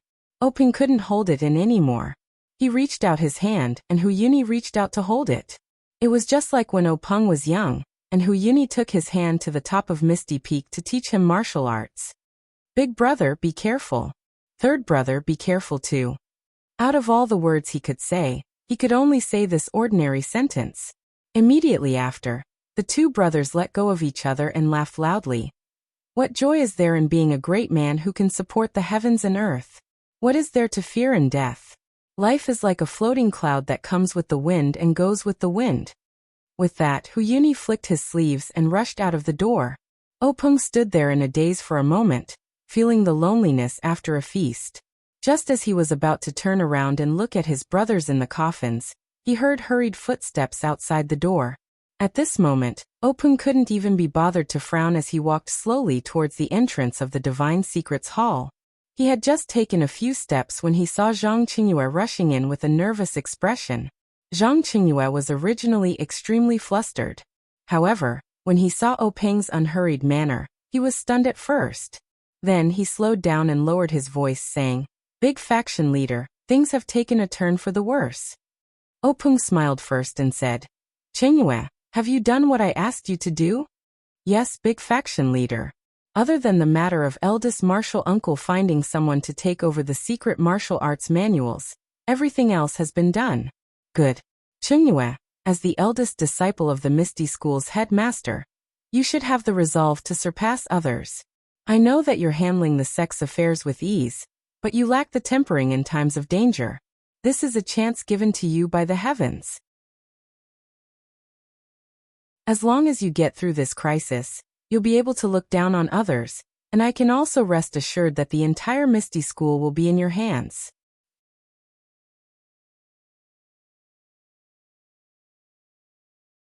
Chapter 335. Zhang Qingyue listened with his hands down and nodded repeatedly. How could he not know in his heart that at this time, other than Openg, he, the chief disciple, should be the one to straighten his back in front of all the disciples? He did not have the slightest room to retreat. He was also clear about what eldest martial uncle wanted to do, but this very important matter could not be done by him. He could only stand beside master with a smile. This was the pride of a direct disciple, but also the sorrow of a direct disciple. After Openg finished speaking, Zhang Qingyue regained his composure and said in a low voice, "Great sect master, the disciples of the Divine Mechanics Hall have sent news that there are countless masked people surrounding the Misty Mountain Villa. They are advancing towards us. They failed to break through the encirclement and lost a few brothers. They have already retreated. What about the back mountain of the Misty Mountain? Have they found any traces of the enemy?" "Not at the moment. I have already sent people to check." "Good. Quickly inform eldest martial uncle and let him take action as soon as possible. Also, inform all the brothers in the sect to prepare for the enemy." "Yes, master." After hearing this, Zhang Qingyue quickly walked out. His footsteps were very steady, and he was more confident than when he had just entered. Looking at Zhang Qingyue's back, Openg smiled for the first time of the day. Danger was not always a bad thing. The Misty School after its nirvanic rebirth might have a new atmosphere. However, he still had a trace of doubt in his heart. The army was already at the border, and they were about to meet with weapons, but the Righteous Alliance still wanted to cover their faces. What kind of medicine were they selling? After thinking, Openg pulled himself together and quickly walked out of the Divine Mechanics Hall. In the Misty Mountain Villa, from the memorial archway to the square, the disciples had already formed a formation. They were all holding various weapons and were waiting for battle. In the pavilions behind the square, there were also many disciples moving things and setting up traps. Although there were many people and things were complicated, they were still in good order. There was no unnecessary panic, just like the tension before the battle. Seeing such a situation, Openg was extremely gratified. Even though these disciples did not have as much information as Zhang Qingyue, causing them to feel a heavy psychological pressure, but this passion to serve the ethereal sect, as long as they could get through this hurdle, would definitely be synonymous with iron and blood in the future. In an instant, Openg was even more confident that he could survive this ordeal. Before Openg could return to the meeting hall, Zhang Qingyue came over to report, "Sect Master, according to the scouts of the Divine Mechanics sect, not only has the front of Misty Manor been surrounded, but there are also traces of enemies at the back of Misty Peak. There are even Righteous Tao Alliance disciples at the back of the mountain? How many are there?" "There's a lot of vegetation at the back of the mountain, so I can't see clearly. However, they're about to surround us." Where are your eldest martial uncle and the others? Disciple has already informed eldest martial uncle of the situation. They are preparing to enter the secret passage. All right, quickly send someone to inform them to break out of the encirclement immediately. If they are surrounded, it will be even more difficult for them to break out. Let the disciples of the various halls mix with the elite disciples. Let them be led by the hall masters of the various halls. Let the female disciples of the Mingxue Hall, the third-generation disciples, and the other disciples set up a defense on the Misty Peak. Their martial arts are limited. If they face the enemy at the front line, they will only be killed. Zhang Qingyue accepted the order and left. He returned not long after. Openg frowned and asked, Qingyue, don't you think the Righteous Tao Alliance is being too ostentatious this time? Our Misty School, Misty Mountain Manor, and Misty Peak occupy such a large area. They actually want to surround us. Don't tell me Zhang San of the Righteous Tao Alliance is not afraid of the Dalan Temple and the incense cult? What if the two sects send a mantis stalking the cicada, unaware of the oriole behind? Won't the Righteous Tao Alliance go for wool but come home shorn? Zhang Qingyue was also puzzled and said, That's right, sect leader. Disciple has also been thinking about this problem. Don't tell me the Righteous Tao Alliance also had a fortuitous encounter in the past few years? Even if they have more disciples than us, if they kill 1,000, they will lose 800 of their own. If they don't have full confidence, why would they dare to do such a desperate thing? That's right, there's something fishy about it. That's right, Qingyue. Did you notice that the Righteous Tao Alliance is covering their faces in broad daylight? Aren't they trying to hide something? Ha ha ha, sect leader is right. This kind of small fry, I'm afraid they don't dare to see the light. Both master and disciple laughed heartily. However, their laughter hid deep sorrow. If something was out of the ordinary, there must be something fishy about it. It's just that they didn't know about it. Time passed bit by bit, and it was already close to noon. In front of the memorial archway, there were already many masked people in martial attire. They were all armed, and just by looking at their figures, one could tell that they were all valiant people. It was as if they were waiting for something. Sure enough, when noon came, a whistling arrow rose from the back mountain of the Misty Peak. With a loud bang, the masked man immediately shouted and drew his weapon, rushing towards the Misty Mountain Manor. Like a tidal wave, he charged towards the defensive line that the Misty School's disciples had already set up. Hearing the whistling arrow from the back mountain, Openg's expression changed. He immediately said calmly, Qingyue, how is the defensive line at the back mountain? Don't worry, sect leader. I've already sent the elite disciples over. The back mountain is easy to defend and hard to attack. It shouldn't be a problem. Openg nodded slightly. He knew that the back mountain of the Misty Peak was mostly steep cliffs, and there were many paths that didn't lead up. They only needed to send a few elite disciples to block the enemy. The battle was very fierce. Not long after, there were casualties and screams could be heard from time to time. Openg stood there with his hands behind his back. His eyes were slightly narrowed and his teeth were slightly clenched. He had a rare impulse in his heart. He really wanted to swing his sword and fight side by side with his brothers in the sect. However, he knew that a sect leader wasn't meant to swing his sword. Sensing the change in Openg's expression, Zhang Qingyue said, Sect leader, I'll take command here. You should go to the Misty Peak first. Fifth uncle and miss are both there. You can only take command of the situation if you go there. Openg nodded slightly and said, Then I'll leave this place to you. Qingyue, if things don't work out, retreat to the Misty Peak. As long as there's life, there's hope. Yes, sect leader. I understand. After saying that, Openg looked at the stalemate of the battle and returned to the Misty Peak. Along the way, Openg saw many disciples with weapons lying in ambush by the side of the road and behind the rocks, waiting for the enemy to attack. Looking at the nervous expressions of many female disciples, Openg shook his head slightly. As he was walking, Openg suddenly saw a figure that he had almost forgotten. He waved his hand and said, Zhang Xiaohu, come here for a moment. Sect leader. Zhang Xiaohu walked over quickly. Openg asked, Zhang Xiaohu, why are you here? Zhang Xiaohu said in surprise, I heard from the sect leader that the third-generation disciples are required to set up a defense in the mountains. So I came. My master and the others are in front with the sect leader. Peng realized that although Zhang Xiaohu was old, he had just joined the sect and could only be considered a third-generation disciple. Moreover, his martial arts were indeed weak. If he fought the enemy in the front line, he would be killed within a few moves. So he smiled and said, "Didn't the sect leader choose the first and second-ranked disciples? Why didn't you leave?" Sect leader. Zhang Xiaohu was a little excited. At this time, Peng still remembered him. How could he not be grateful? He said, "My talent is limited. It's better not to compete with those children. Besides, I have the strength to fight.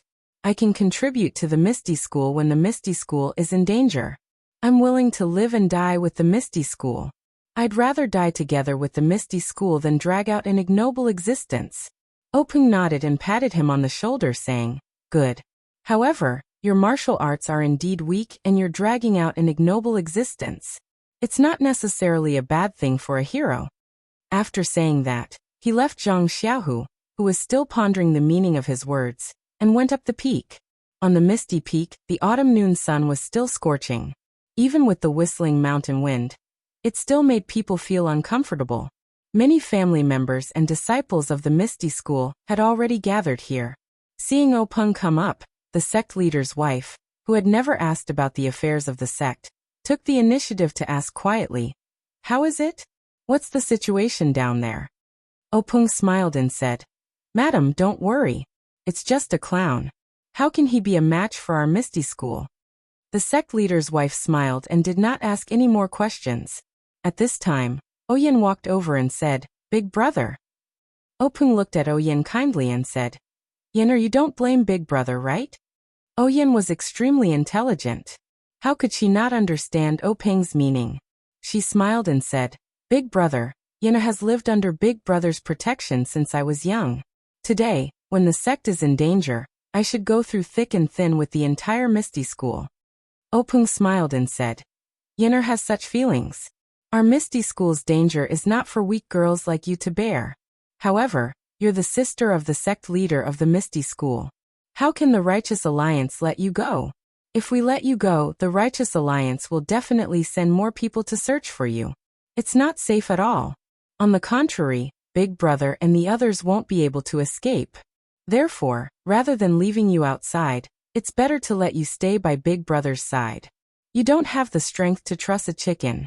Even Zhang San of the Righteous Alliance can't force himself on you." "I understand, Big brother. You don't have to explain." Oyen's face was obedient. However, her slightly thin body under the hot sun and the mountain wind made people feel pity for her. Without waiting for Oyen to leave, Lu Qingyang and old Fifth Lu came over again. Holding a large axe, they arrogantly said, "Third brother, how can you let me go up the mountain?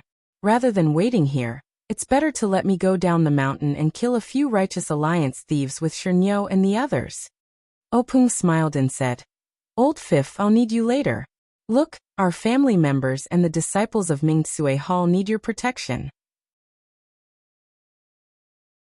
If it weren't for the fact that your martial arts are much better than Shernyo's, how could I let you take on such a heavy responsibility?" Old Fifth Lu opened his mouth and said, "I knew third brother wouldn't be biased. Don't worry. As long as I'm here with this pair of axes, that Zhang Sen won't be able to take even half a step into Misty Peak."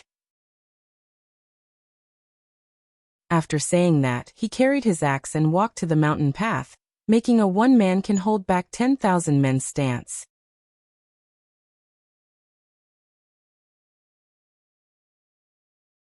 Chapter 336. The Misty Peak was just a place where the disciples of the Misty School used to practice martial arts. There were no houses or anything like that.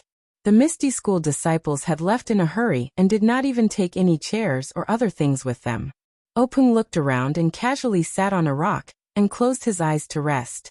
Not long after, a few more disciples came up from the bottom of the mountain and reported their battle results. It was the news that the disciples of the Misty School were retreating in defeat. Peng could no longer sit still. He stood up, walked to the front of the mountain and looked down. The ethereal peak was actually not very high. Although he could not see clearly, He could tell the result of the battle at a glance. The masked members of the Righteous Alliance had already pushed their front line to the back of the meeting hall. The disciples of the Misty School fought with their lives. With every step they took back, there would be disciples of the Righteous Alliance or Misty School lying on the ground. There were many corpses on the square in front of the meeting hall. Openg sighed and turned back to shout, "Where is Aunt Qin?" "Big Sect Master, I'm here." Openg said. "Take half of the female disciples of the Mingsue School down the mountain to support Chengyue and the others. Tell them to form a formation in front of the Misty Peak, and use the terrain to defend against the enemy. Also, take a look at the situation. If it really doesn't work, retreat back up the mountain." "Yes, Big Sect Master." After hearing this, Aunt Qin led Chang'e and the other disciples down the mountain. The elite disciples at the foot of the mountain saw the female disciples of the Mingsue School coming down the mountain to support them. They immediately became spirited and together with the female disciples, they blocked the Righteous Alliance at the foot of the Misty Peak. The battle between sects was far more tragic than the feuds between individuals in the pugilistic world. In just a few moments, many disciples of the Misty School and the Righteous Alliance had lost their lives. On the side of the Misty School, there were experts led by Zhang Chengyue, Wen Wenhai, Lu Mingyue and the others. However, most of the disciples with average martial arts skills had already died under the sword. Even the elite disciples who had undergone special training had lost many of their lives. Many of them were still fighting with injuries. Openg sighed and turned to look at the back of the mountain. Inadvertently, he saw the panoramic view of Pingyang City not far away. He could not help but feel a pang in his heart. Back then, his younger senior brothers loved to watch the lights of Pingyang City at night when they were not practicing martial arts. In the blink of an eye, decades had passed. Everything seemed to have happened just last night. Today he was separated from his two brothers by life and death. The changes in the world and the cycle of heaven were truly unpredictable. The back of the mountain was peaceful. There were almost no signs of fighting. The main focus of the Righteous Alliance must be in front of the Misty School. The back of the mountain was just to prevent the disciples of the Misty School from escaping. Openg estimated that Hu Yunyi should have led a group of disciples through the secret passage by now. Perhaps, they would be lucky enough to avoid the disciples of the Righteous Alliance. Unfortunately, just as he was thinking, he saw a commotion in the back of the mountain. The faint sound of swords clashing could be heard. Wasn't it the direction of the exit of the secret passage? Could it be that the Righteous Alliance knew about the exit of the Misty School's secret passage? However, before Openg could think further, a whistling arrow was heard from the secret passage. Openg was shocked. He hurriedly ran to the front of the mountain. When he looked down from afar, from the direction of Pingyang City, there were many blurry figures leaping over like bullets. A long howl was heard from one of the figures in front. The sound was so loud that it shook the surroundings. It showed that the person's inner strength was extremely profound. Hearing this long howl, Openg's eyes flashed fiercely. His entire person exuded a shocking murderous aura. At the same time, he circulated his qi in his dantian. A purple color flashed across his face. He also let out a long howl. His aura was not inferior to the former's. After the two long howls, the blurry figures were much closer. There were about 4 or 5 of them in front. They were approaching the main road of the ethereal villa. One look and one could tell that they were people with superb qigong. Seeing this, Openg felt much more at ease. The person who let out the long howl was the leader of the Righteous Alliance, Zhang San. The few behind him must be the deputy leaders of the Righteous Alliance. Since the main characters had appeared, the ending had to begin. Everything would come to an end. Not long after, Zhang San and the others had arrived at the entrance of the ethereal villa. Zhang San was an old man with a yellow face. He was dressed in hemp clothes. He was not in a hurry to enter the Misty School. Instead, he stopped at the foot of the archway and stared at the two majestic words. After staring for a long time, he waved his hand and led the 4 deputy leaders behind him into the ethereal villa. Ever since Zhang San's roar sounded out, the Righteous Alliance's attacks had also increased, and the number of casualties on both sides had increased by quite a bit. Seeing that the two sides were either fighting one-on-one or ganging up on several people, Zhang San frowned slightly. Soon after, he increased his speed and passed through the intense battle, completely ignoring the Righteous Alliance disciples who were still at a disadvantage. That was soldiers against soldiers, generals against generals. Openg would not brandish his sword here. It was even more impossible for Zhang San to do so. The disciples of the Misty School did not even look at the people who had just entered. Although they had a slight advantage, they did not have the extra energy to deal with other people, not to mention the leaders of the sections. Only when they were going up the mountain did a few low-level disciples try to attack the leaders of the Righteous Alliance with their weapons. However, before the weapons could even reach them, the figures of the leaders had already disappeared. The difference between them was too great. Fortunately, these old men would not lower themselves to the same level as them. After dodging the weapons, they ran away and did not retaliate at all. On the peak of the Misty Peak, Lu Qingyang held 2 broad axes in his hands and stood proudly. Seeing Zhang San approaching, he shouted, "Old Zhang, eat this axe of yours." After he finished speaking, he raised his arm and chopped down with the wheel-sized axe. Although it was only a single move, the force behind it was sharp and the technique was profound. It enveloped the top of Zhang San's head, making it impossible for Zhang San to dodge or evade. Lu Qingyang's move was a bit of a bully, not to mention that he had the upper hand, while Zhang San was climbing the peak and was at a disadvantage. In fact, even if Zhang San could stop and let this move pass, Lu Qingyang would not do so. Who was Zhang San? He was the leader of the Righteous Alliance. When he did not show his face, his howl could shake the entire place. But when he just showed his face, he was suppressed by others. How could he dare to let others do this? He was indeed a top expert in the Jianghu. When Zhang San saw the broad axe chopping down, he was not nervous at all. He laughed and said, "Leader-o, is this how your Misty School treats its guests?" While laughing, his body did not slow down. He stretched out his fan-like right hand and reached up like lightning. He found the right opportunity and slapped to the side. Clang! A muffled sound was heard. It was like an axe hitting a wooden board. Old Fifth Lu's broad axe was slapped to the side by Zhang San's palm. Old Fifth Lu was furious. He did not care about his unstable body. He raised his other hand and was about to chop down. But at this time, Zhang San had already jumped to the peak. He laughed coldly and slapped towards Old Fifth Lu's chest. If this universal hand hit him, wouldn't Old Fifth Lu be the same as the other 2 brothers? Although Old Fifth Lu was reckless, he had also fought in life and death situations. He hurriedly blocked the broad axe in front of his chest. Seeing this, Zhang San did not change his move. He directly slapped the broad axe. With the same muffled sound, a huge force penetrated Old Fifth Lu's arm. Old Fifth Lu's body was already unstable. At this moment, his lower body was unstable. He was sent flying back by Zhang San's slap. At this time, a black shadow pulled up. The scabbard in his hand touched Old Fifth Lu's body, eliminating the force of Old Fifth Lu's retreat. Old Fifth Lu's strong body landed steadily. Beside him stood the thin figure of Li Jian. Lu Qingyang naturally looked at the 2 broad axes in his hands. He could not help but suck in a breath of cold air. On the 2 broad axes, there were 2 distinct palm prints. Zhang San did not look at Lu Qingyang anymore. He raised his head and looked at Openg. Openg stood far away and looked at him coldly. When their eyes met, the corners of their eyes faintly trembled. Zhang San smiled and said, "Leader-o, is this how you treat your guests?" Openg was still cold. He said, "When a friend comes, there is good wine. When a wolf comes, there is a hunting knife. Does my Misty School have to sweep the bed and welcome the Righteous Alliance?" Zhang San chuckled and did not answer. A thin old man at the side said loudly, "Since ancient times, the weak are prey to the strong. Only the fittest survive. Your Misty School has been declining for a long time.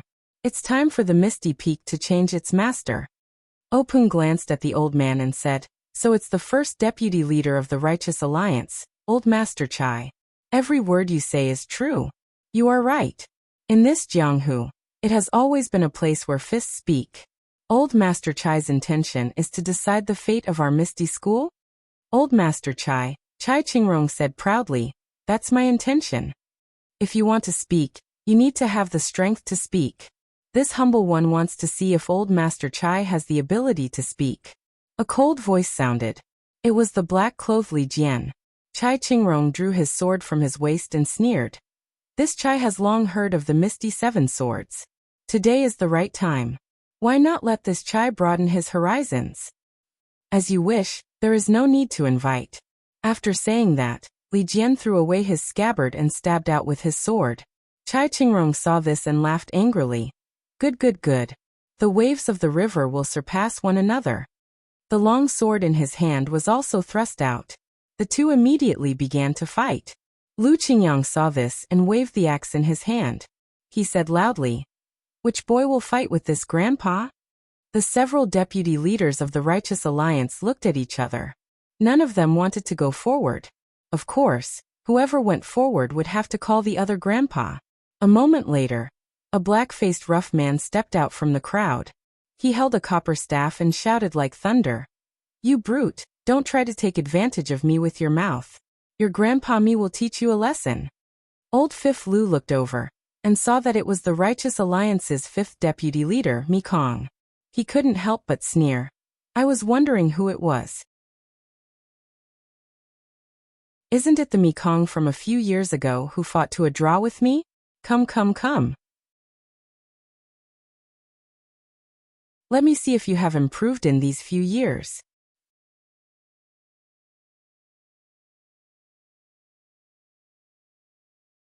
Chapter 337.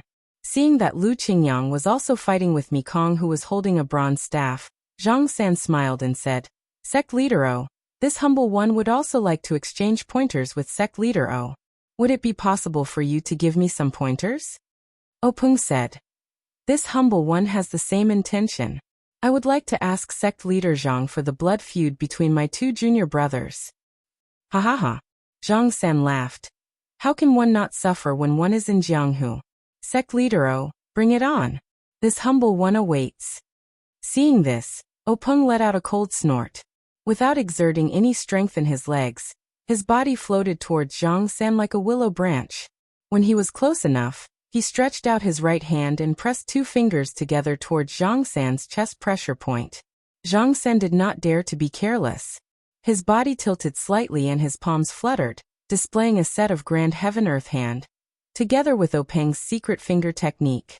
The group of 5 from the Righteous Tao Alliance had only ascended the Misty Peak for a short while when 3 of them entered and stood together with the 3 from the Misty Sect. The 6 people who were fighting in the Misty Peak were the leaders of the 2 sects and were also the top experts in the pugilistic world. The battle on the Misty Peak was not only a test of individual martial arts, but also the survival of the sect. Who would dare to hold back? The 6 people were all showing off what they had learned, displaying all sorts of strange and wonderful moves. In a short while, danger was everywhere, and there was no longer the usual restraint of a martial arts exchange. Although there were many disciples from the Misty School on the peak, they were all people with low martial arts skills. There were also many women, and they knew the key to this battle. Although they were very worried, they did not dare to get close. They all retreated far away, fearing that they would affect the situation. After the time it took to drink a cup of tea, there did not seem to be any changes in the situation. They were evenly matched, but even so, it was enough to show the strength of the Misty School. After all, the 3 leaders of the Righteous Alliance, except for Mi Kong, were all old men. The cultivation of internal energy could not be forced, and there were very few shortcuts. The older one was, the more refined the cultivation of internal energy. The 3 from the Misty School were all in their 40s, much younger than their opponents. Even if they were young and vigorous, they could not make up for the lack of internal energy. But now they were evenly matched, which was really rare. At this time, between the 2 of them, sword light flashed. Li Jian shouted, and the purple light on his face brightened. He lifted his sword and slowly chopped towards Chai Qingrong. Chai Qingrong frowned. The 2 of them had fought for a while, and were familiar with each other's sword moves. Li Jian's chop was strange, and he had never used it before. It was also very rare for swords to have such a chop, not to mention his sword that was wrapped in a scabbard. How could it hurt someone? But Chai Qingrong was an old man who had lived for decades, and was used to being cautious. He did not dare to be careless, and raised his sword to meet the attack, preparing to block this extremely crude sword move. But just as the two swords were about to meet, Chai Qingrong suddenly realized that there was a faint green light on the scabbard that Li Jian stretched out. He did not know what it was, but his heart tightened, and he knew that it was not good. Sure enough, when the two swords met, there was no clanging sound like before. Instead, there was a muffled kacha sound. Chai Qingrong's hand lightened, and the sword in his hand was easily cut in half by Li Jian's scabbard. Chai Qingrong was greatly shocked, and he suddenly shouted, "Sword light!"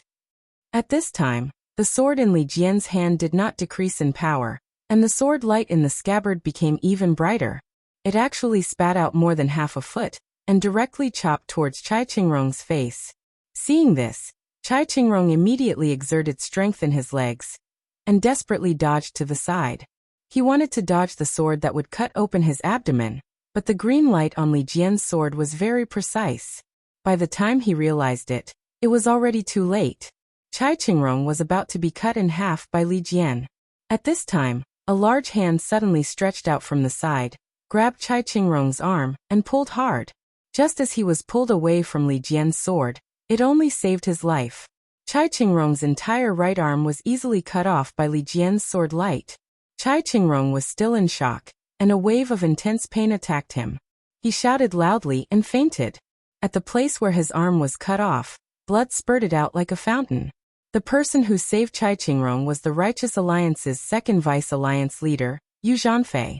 Yu Zhanfei did not dare to be negligent, and hurriedly used his finger to seal a few major acupoints on Chai Qingrong's shoulder. Only then was the blood stopped. The third vice alliance leader, Yin Yang, also hurried over. He took out medicine for wounds, and applied it on Chai Qingrong's internal and external treatment. Li Jian coldly looked at the three people busying themselves. He held the scabbard in his hand, and the tip of the sword pointed to the ground. He did not say a word.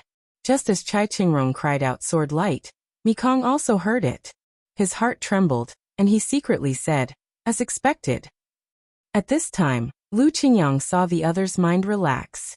He took a deep breath and also shouted, "Riceworm, watch my flying axe." Finished speaking, the axe in his right hand flew out like a hidden weapon, flying straight towards Mikong's head. Then he took advantage of the situation, and a big fist the size of an alms bowl followed. If it was an ordinary axe, this kind of move would only add to the ridicule, and could be dodged with just a tilt of the head.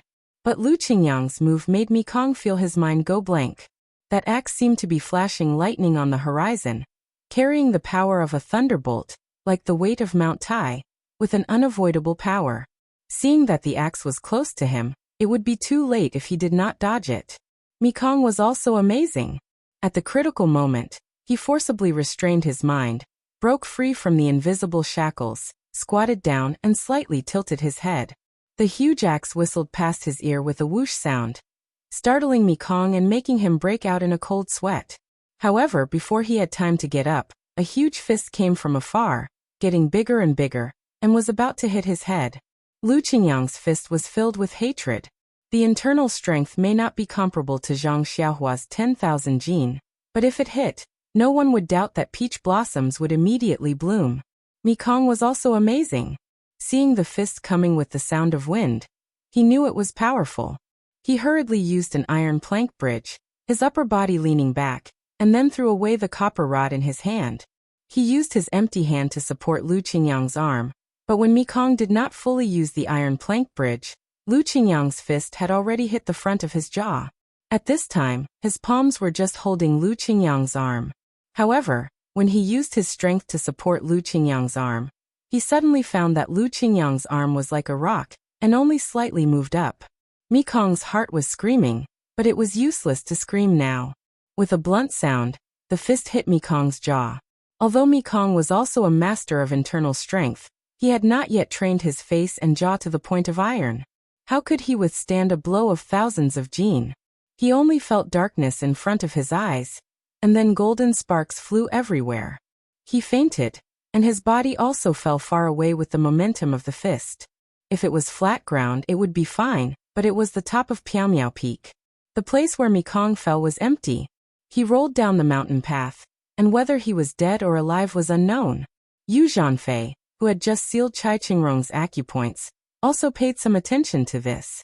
Seeing this, he left Chai Qingrong to Yin Yang, and hurriedly used his Qinggong to catch up. He wanted to save the unconscious Mi Kong. When 2 flowers bloomed, another branch bloomed. Another battle. Just as Chai Qingrong shouted sword chi, Zhang Sen also heard it. He couldn't help but panic, and his eyes involuntarily looked to the side. Seeing this, Peng's eyes were full of mockery. His left hand, which was hidden in his sleeve, suddenly pointed at Zhang San's Dantian acupoint. Although Zhang San was a little distracted, he was still an observant and alert person. He immediately dodged and clapped his palms together. The De Qian Kuan palm came up. Seeing that Peng's finger was about to touch Zhang San's palm, Peng's finger retracted and clenched into a fist. At the same time, 2 fingers of his right hand also pointed out. Zhang San had no choice but to separate one of his palms to meet Peng's right hand. Just as one of Zhang San's palms was separated, Peng's left index finger stretched out again and pointed at Zhang San's De Qian Kuan palm. The palm that was able to leave a handprint on Lu Qingyang's steel axe was suddenly pierced, and a finger-sized hole appeared. Invisible sword chi. Zhang San was also shocked. He didn't dare to continue fighting, and wanted to retreat. But how could Peng let him go? His figure flew up, following him like a shadow. The 2 fingers of his right hand were also like a sword, and went straight for Zhang San's Dantian. Zhang San didn't dare to let him hit. The Dantian acupoint was the essence of internal strength. If an ordinary expert used internal strength to hit it and break it, then all their internal strength would be gone, let alone an expert like Peng. If the invisible sword chi entered his body, wouldn't it immediately turn Zhang San into a cripple? At this time, among the group of 5 people who had just climbed up the misty peak, Yu Zhanfei's figure had just disappeared from the peak. Only Yin Yang was still supporting the unconscious Chai Qingrong. Yin Yang saw that the Alliance Master's situation was critical, so he didn't care about taking care of Chai Qingrong. He placed her on the ground, drew the long sword from his waist, and slightly shook it, wanting to rush up to help. To the side, Li Jian, whose sword was pointed to the ground, looked at the triumphant Lu Qingyang, and couldn't help but deeply frown. Looking at the level of martial arts of the righteous Tao Alliance's Alliance Masters, it was only SOSO. His own 6 brothers had all taken chi-generating pills and bone-strengthening pills, so their internal strength was extraordinary. Since these Alliance Masters couldn't beat him, how could they kill Old 4 and Old 6? Only if several Alliance Masters rushed up and bullied them with numbers would they be able to succeed. Thinking of this, Li Jian's eyes flashed with a cold light. The scabbard in his hand was also drawn, and he slowly walked up. The situation immediately became 2 against 2.